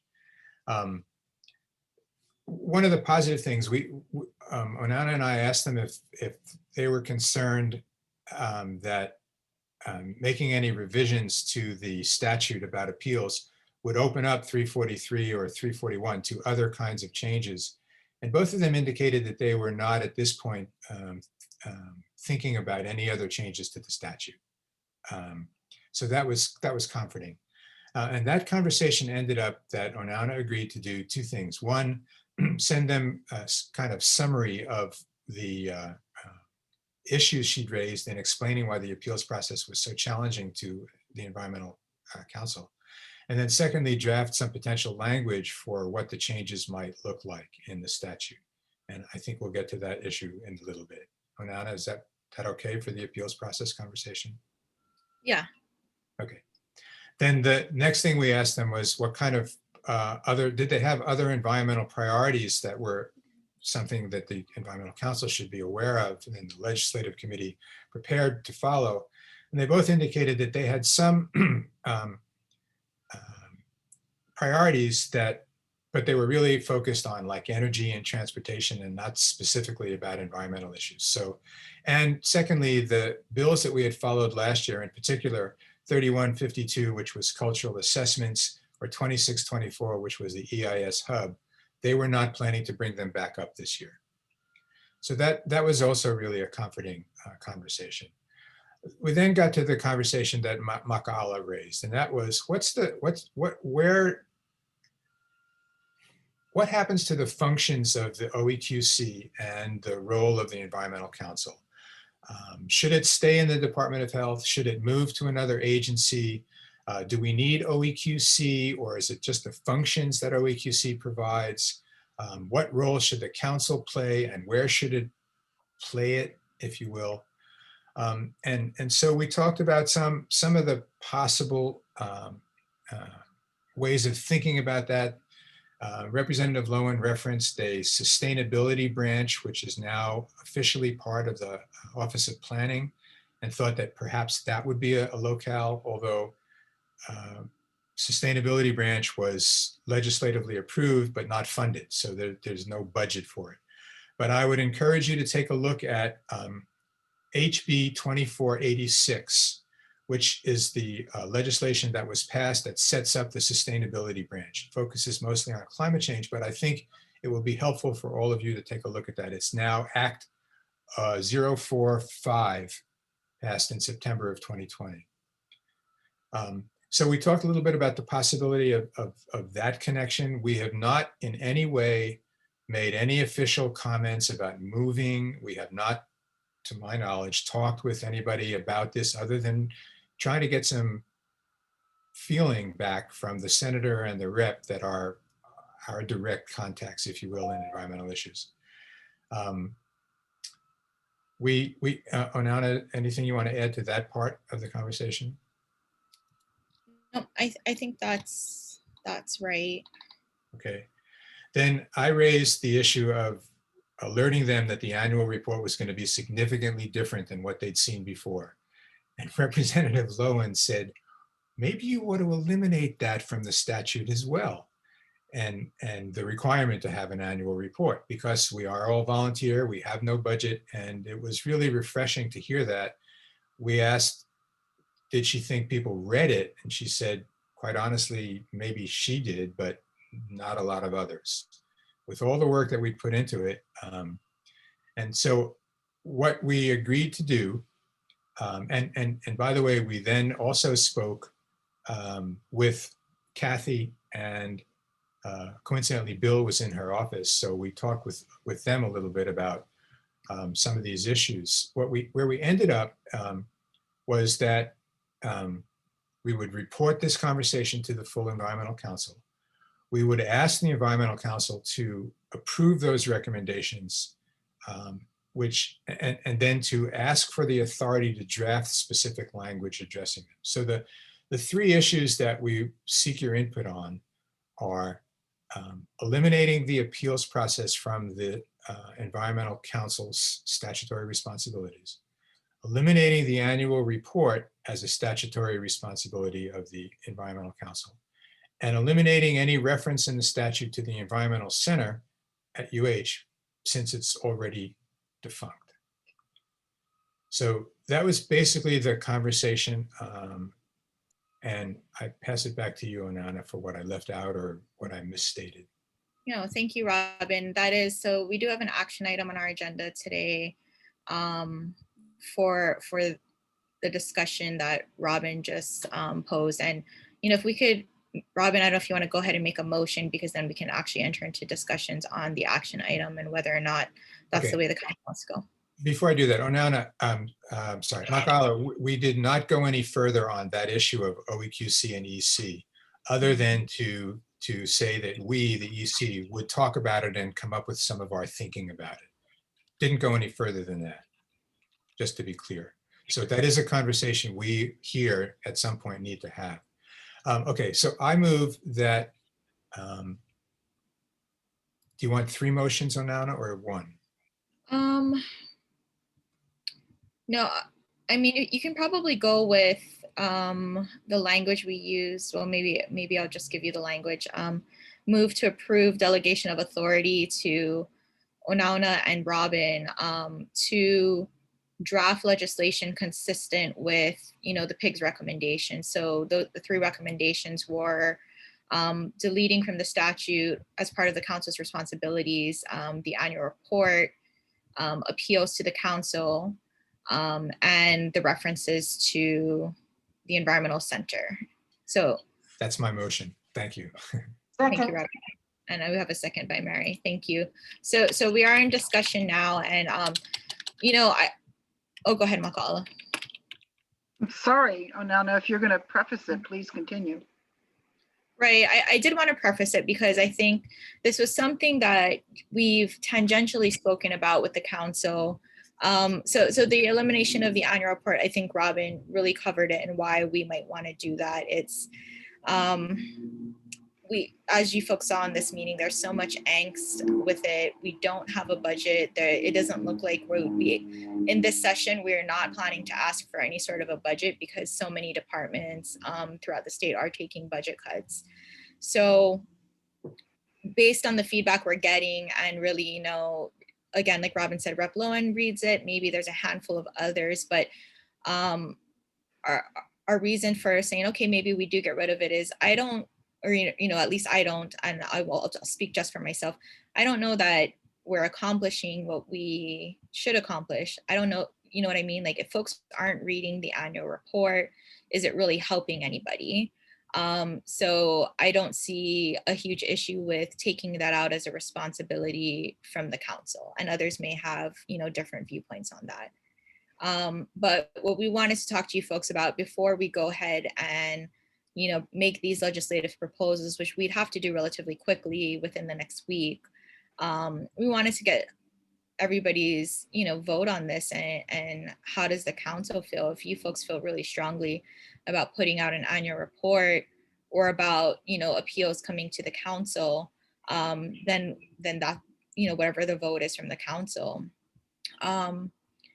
I'm not going to spend much more time on the annual report. I think that's probably a lesser issue, but if folks do have opinions on that, please state them. But I wanted to at least express, the reasons that I think we should take appeals away from the council, and why I don't think that's necessarily taking away rights from folks. Really, it's limited to applicants who have an EIS that's rejected, right? And so the biggest thing, looking at the process and now having been through the process, and I'll remind you folks that this is really the first appeal that came to the council last year in 30 some years. There was another instance that folks talk about of there being an appeal, but it was settled, so it never fully went through the process. In looking at the process, I think one of the biggest reasons that we go ahead and propose deleting or amending the statute so that appeals of non-acceptances of EISs don't come to the council is that there's kind of a fairness issue, right? If you look at HRS 343-7C, anybody challenging the acceptance of an EIS goes through a specific process whereby they file an action in court and they get essentially a trial on whether or not the EIS was sufficient. Now for the applicant, it's not clear that an applicant, and I would argue that you can appeal under that section, but there's this administrative provision that says an applicant whose EIS is not accepted has to appeal to the council. So under our rules, we're supposed to do a contested case that's under Chapter 91. And any appeal from a Chapter 91 contested case is then an agency appeal. So when they appeal to the circuit court, it is an appeal. It's limited to the administrative record. So they're going to get a different standard of review than if they went to court under 343-7, like anybody else can, and have a trial on that evidence, right? The court doesn't have the 30-day timeline that we have. So they get as much time as they need to look at the issues, which can be very important. So that's kind of my biggest reason is I don't quite understand where the thought came that non-acceptances get appealed to the council, but nothing else, and vice versa. When we spoke to Senator Gabbard and Rep. Lowen, they couldn't tell us, there's very limited legislative history going that far back on what were the reasons why appeals to the council came in this very limited manner. Possibly it's that they thought it would be a quicker way for, applicants to get a response. Looking at our rules, if we're doing it as a contested case, I think a lot of people know it's not quick. Completing a contested case in 30 days, having a full evidentiary hearing, it's just really not feasible. And we had a really difficult time with that. Another reason why I think it's a good idea is that most of you folks went through this process, and it was extremely challenging for us. I mean, the annual report sucks a lot of time from us. The appeal was much more difficult. We don't have, we have Oeqc that lends support to us, but Oeqc also has its own functions. It's understaffed as well. And so that took a lot. The other reason is the recusals. I mean, by statute, we need particular folks to be on this council. It's meant to have folks that work with EISs on a regular basis, that represent developers, that represent community members. We just on this issue alone, we had to have 3 folks recused. There was a motion for 2 more to be recused. So, I would expect that anytime one of these appeals would come to us, we'd go through the same problem. Now, are appeals a vital function of the council? One of the things I was thinking, I was like, I don't want to propose something and then, the council is essentially obsolete, right? And I think the arguments on taking away appeals kind of goes both ways. Well, again, this is really the first appeal that's come through in 30 years. So it's not something we do enough to say that this is the core of what the council does. And we also don't do it enough to where we've become proficient at it. I mean, it was really, a huge learning curve for us. Is there a concern that more of these will start coming up? I think so. And are we able to handle them if we were to get these on a more regular basis? And I think would be a real difficulty for us as a voluntary board. So those are the reasons why I'd like to recommend this and get approval to go ahead and change the statute. And I think it would be relatively simple amendments we'd have to make amendments to chapter 343. Interestingly enough, if you folks look at 341.6, which is the role of the council, appeals are not mentioned in that statute. It really only comes from 343.5 that it comes to the council. But we would recommend amendments to 341.6 to delete the wording about the annual report. So Robin, did I miss anything? No, I think that's great. One other thing to consider, the state's budget, the recommended budget for Oeqc for these coming 2 years is a 50% cut in the budget for Oeqc, from around 400,000 to around 200,000, and the elimination of 1 full-time staff person. So we're going to have even less money, Oeqc, NEC, even less money and less staff resources to do the things that we're challenged to do, like the annual report. Thanks, Robin. So I know that was a lot to take in. I do want to hear from the council because this has to be a group discussion, a group vote. What are your folks' thoughts? Should there be, and what we would propose to do with, we would propose drafting the actual amendments to the statute, so to 341 and 343. And depending on what the council decides, I would also propose that we draft up, a couple paragraphs with the rationale for why we're proposing these amendments. Go ahead, Maka'ala. Thank you. First, I'm going to make just a sort of a generalized reflection. Being older than most of you, I think I'm older than all of you. When the going gets tough, the tough get going. The fact is that I probably support most of these moves, but I would have the question of, so then why is there an EC? So then why is there an Oeqc separate? If this is simply what we do when we don't have the money and we don't have the resources, then we lose the public process, we lose the transparency, we lose the community knowledge, we lose the representation of those who do not ordinarily participate in these processes, those who say something to me at a funeral or at lunch about something that might or might not be before the council, but it's that knowledge, it's that information, and it's that part of the process, because I'm a process person. So overarching all of this for me is states broke, so all that goes away. And all of that ends up, for example, all meaning in this one instance, the appeal process, which I agree is broken because I couldn't play, but the appeal process going before the environmental court completely and entirely depends on the training of one judge for me here and his or her willingness to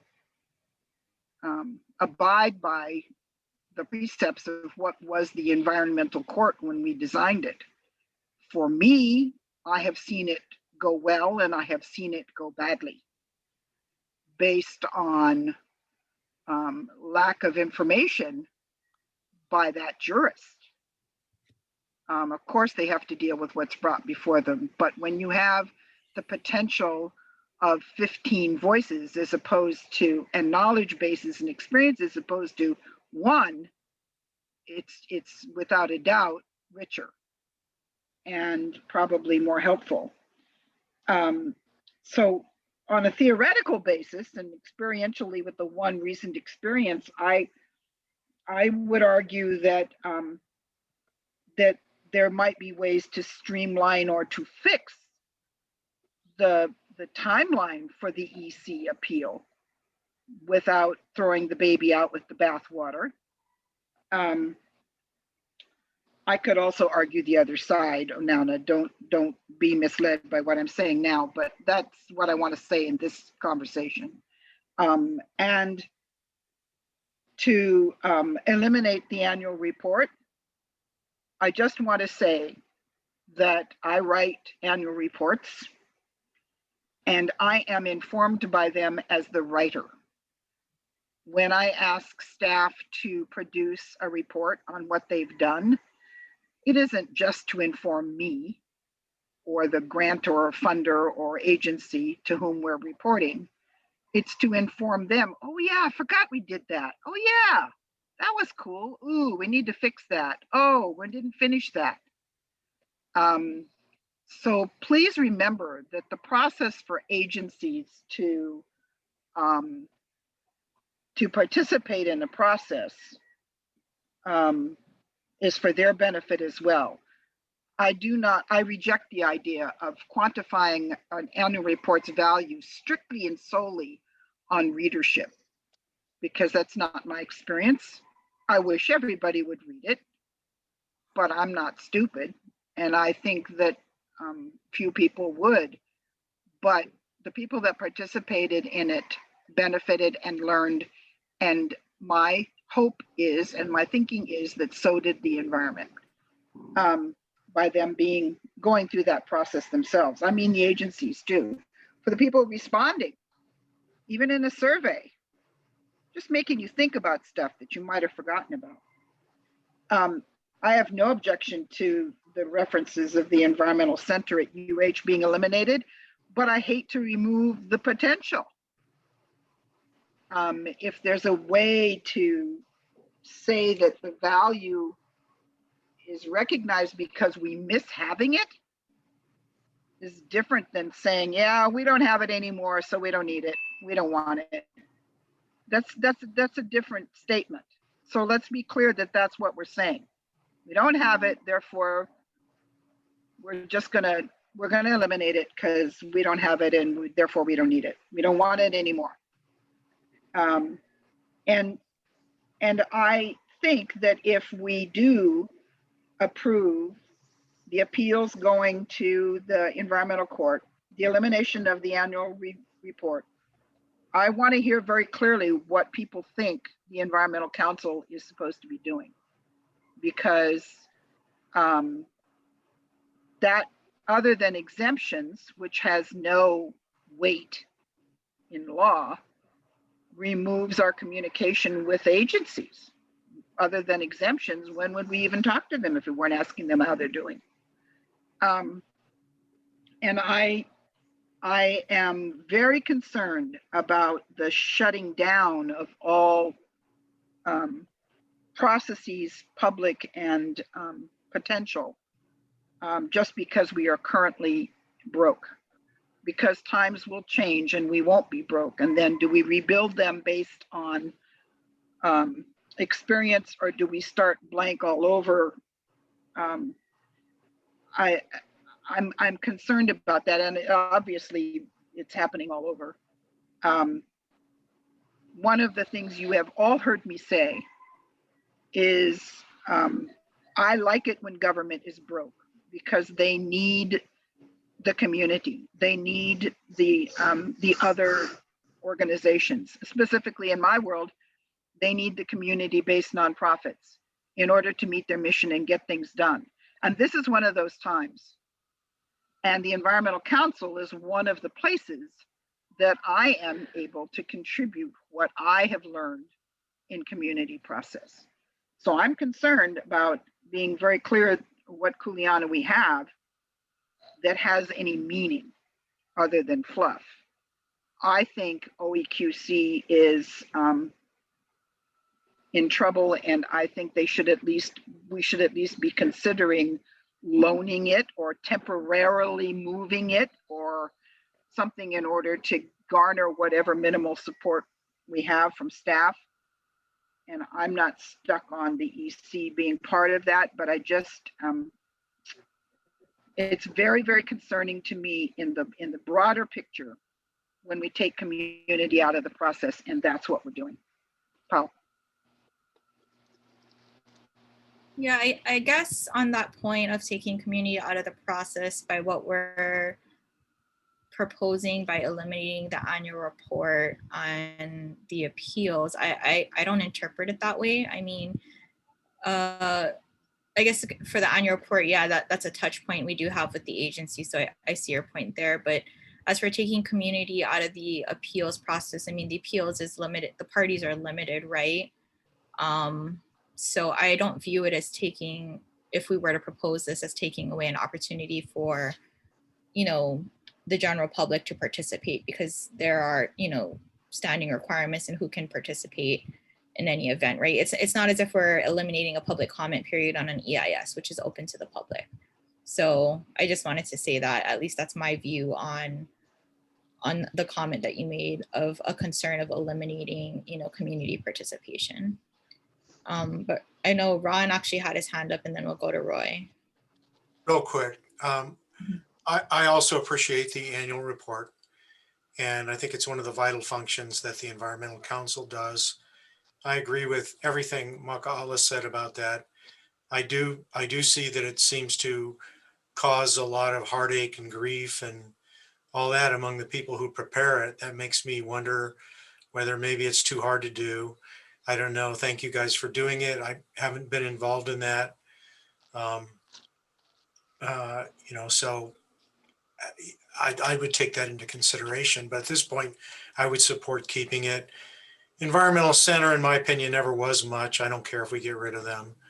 I strongly feel that we should delete the appeals. I think that applicants will get a much fairer and better hearing in court.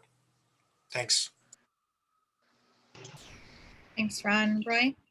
Yeah, I pretty much agree with Maka'ala and Ron. I did, like I said, I went through the earlier annual reports, and I thought there were a lot of them were well done. Some were pretty extensive, and I guess when it's really thick and detailed, it might provide good information, but nobody's going to read through the whole thing.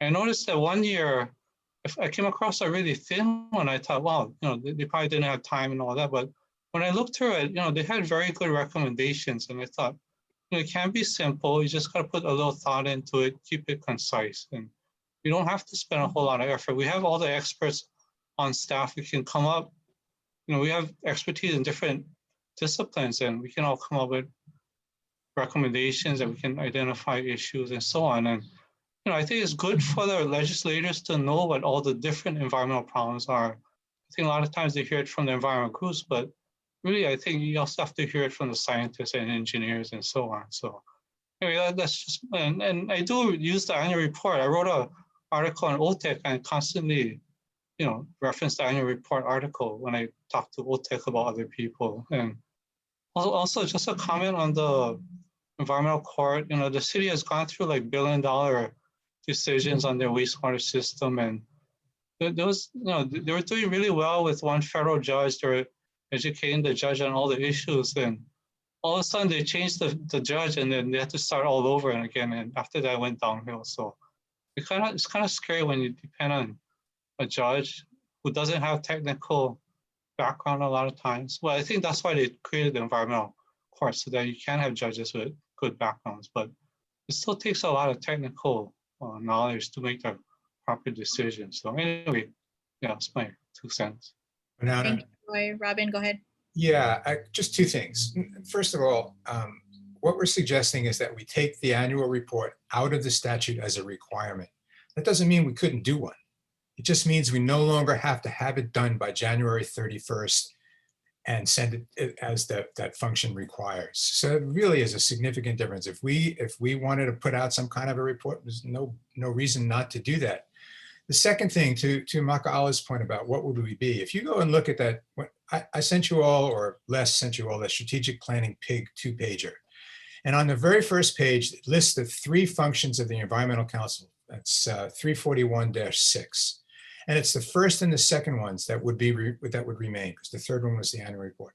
And the first and the second one are all about community, Maka'ala. They're all about listening to the community and bringing back that information.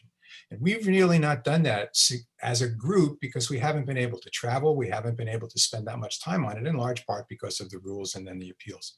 So I don't think that we lose community input. I think that we change the way we gather that community input. I think that's really important. And I think that we're only saying that the annual report is no longer statutorily required. That's it. Thank you, Robin. And to dovetail off of that, as I mentioned before, if you look at 341-6, right, the functions of the council, the annual report, it's a small portion, appeals aren't even mentioned in there. So I don't view as proposing, these amendments that we no longer have a function as a council. I think we do a lot. With the exemptions in particular, that has been really helpful to the agencies and has been a good touch point with them.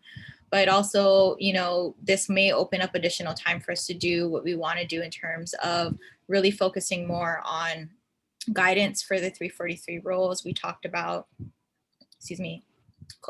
focusing on cultural impact guidance, doing the outreach sessions and whatnot. So, and I went through this myself. I was like, okay, if we propose these amendments, like I said, I don't want people to say, okay, well, what use are you? Get rid of the council. But in looking at it, there's still a lot of things that we do that are separate and apart from the annual report and appeals, right? And we, like for appeals, again, we don't do those frequently. So, but when they do come to us, I mean, we're kind of crippled in a sense where we couldn't focus on anything else. I agree with Ron. I don't necessarily think applicants get a fairer process by coming to us versus going directly to court. I agree with you too, Maka'ala, with what you said, that, having all of these different perspectives can be helpful. And we do all have different perspectives, but do we all have expertise in making a determination that a particular EIS document, which folks spend hundreds of thousands, if not, maybe into the millions of dollars on, years on, are we the best people to determine whether or not that document meets the statutory criteria? I don't know. And maybe we have a really great makeup now, but there could be a different, makeup of the council where folks aren't getting that level of review. So that's kind of where I'm coming from. I still think we do have a lot of functions as a council. And that's what I'll just say. Does anybody else wanna, sorry, Tessie, did you have your hand up? No. Okay, no, okay. Yeah, but any further discussion on this, because this is a big step. Sorry, Roy, go ahead. Yeah, I just wanted to comment on the environmental center, because they were really going strong in the 70s and 80s because they had a lot of funding, a lot of projects, and I went to their library and they have tons of files and reports, and it was fascinating on all the detailed research they did and all the experts that were involved. But I think after the funding dried up, that was it. It just went totally downhill. So yeah, I agree now. Well, even at the end, they weren't too useful, but. And they used to comment at one time on some of the EISs and environmental assessment. They made good comments. They had the best comments of everybody. So, and they represented the scientific view, but unfortunately the funding went down, and then everything went downhill. So ideally, if you can get funding, that would be great, but I don't think it's going to happen. So. Yeah, I don't think we're proposing, like we said earlier, to ask for funding.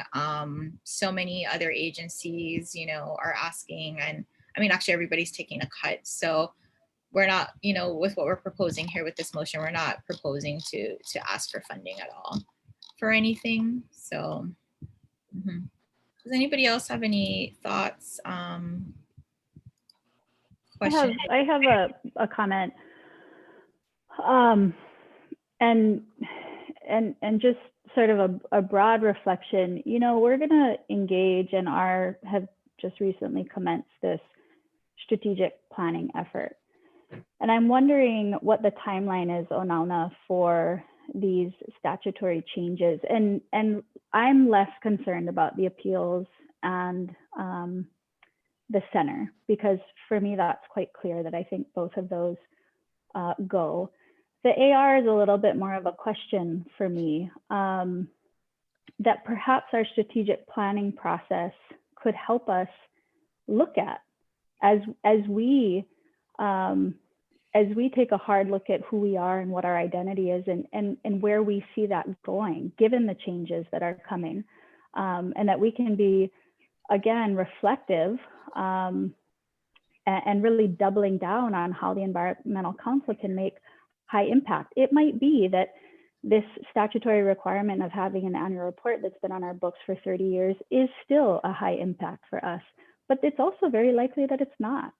And that we as a council take a look at that sort of holistically to see where we can make that high impact, and then perhaps have recommendations to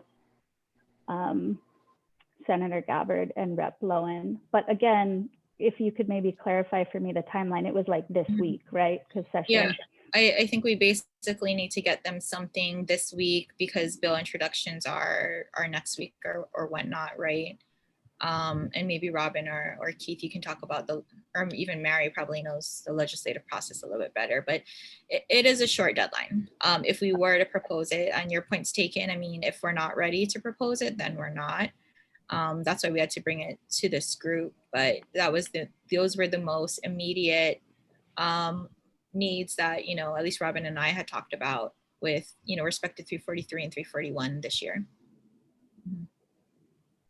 So I don't know, Mary or Robin, Keith, if you can opine on when the deadline is for bill introduction. Rep. Lowen said Wednesday was her deadline. That's what's the day? Tomorrow. It'd be tomorrow. Yeah. Tomorrow was her deadline. Yeah.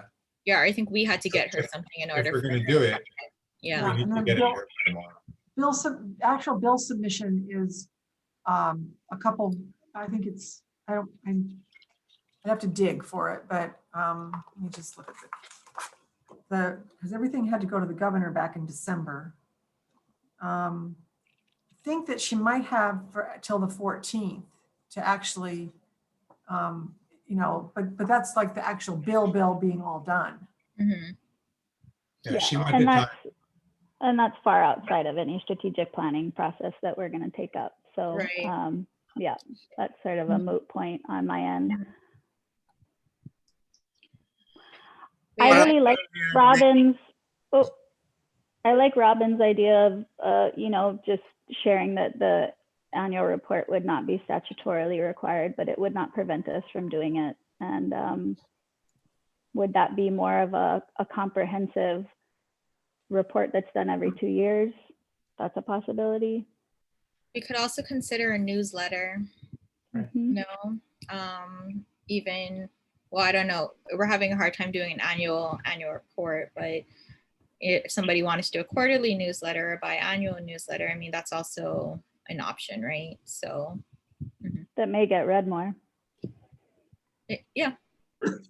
Mhm.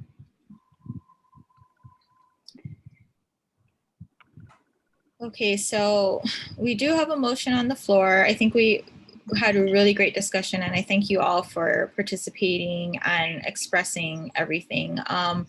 So, you know, it sounds like it's going both ways. I mean, I don't know if we should split this up by topic. Yes. At least yeah. Okay, so I'll amend. What was it? My motion, Robin's motion? Mine. Okay, if I can recommend Robin amend his motion to separate these issues out so we can have 3 separate votes. Sure, that's fine. Okay. And so that'll be to approve Robin and Onauna to draft, to propose and draft legislation. Firstly, to eliminate the annual report from HRS Chapter 341. The second motion would be to approve Robin and Onauna to propose legislation to eliminate appeals coming to the council. So that would come out of Chapter 343. And then the third motion would be to approve Robin and Onauna to propose and draft legislation to delete the environmental center from HRS Chapter 341 and 343. So I think Mary, you had the second on the motions. Do you? Yes, I did. Do you still second with the friendly amendments or the amendments? I'm not 100% clear on the amendments, but I'll go along for discussion purposes. Yes. Okay, so initially the motion was to make 3 amendments to propose 3 amendments. Now we kind of just split them up by each topic. Okay. Yep. Okay.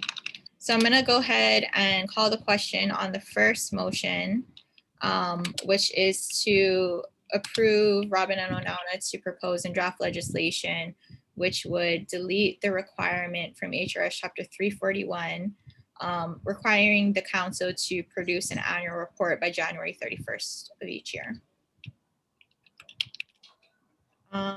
Okay, all those in favor? Aye. Aye. Okay, so we have, let's see, keep your hands up, please.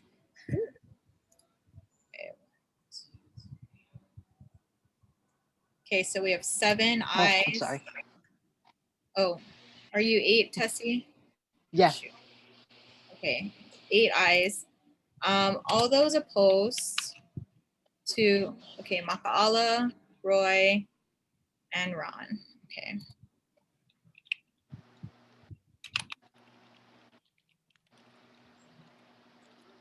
So 8, 9, 10, 11. Okay, and we do have 11 right now. Okay, thank you, folks. So I think for quorum, we do need 8. So the motion passes to propose deletion of the annual report. Okay, the second motion is to delete appeals to the council from HRS Chapter 343. All those in favor, please raise your hand. Okay, so 1, 2, 3, 4, 5, 6, 7, 8, 9, 8, 4. 10. So we have 10 for. All those against? Just Makaala. Okay, thank you. All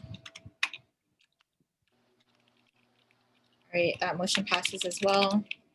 And then a proposal to draft legislation to delete references to the environmental center. All those in favor? Okay. All right, and this one is unanimous. Any opposed? Any abstentions? Okay. All right, thank you, folks. So Robin and I will work on drafting that language and getting it out to Rep. Lowen and Senator Gabbard by tomorrow.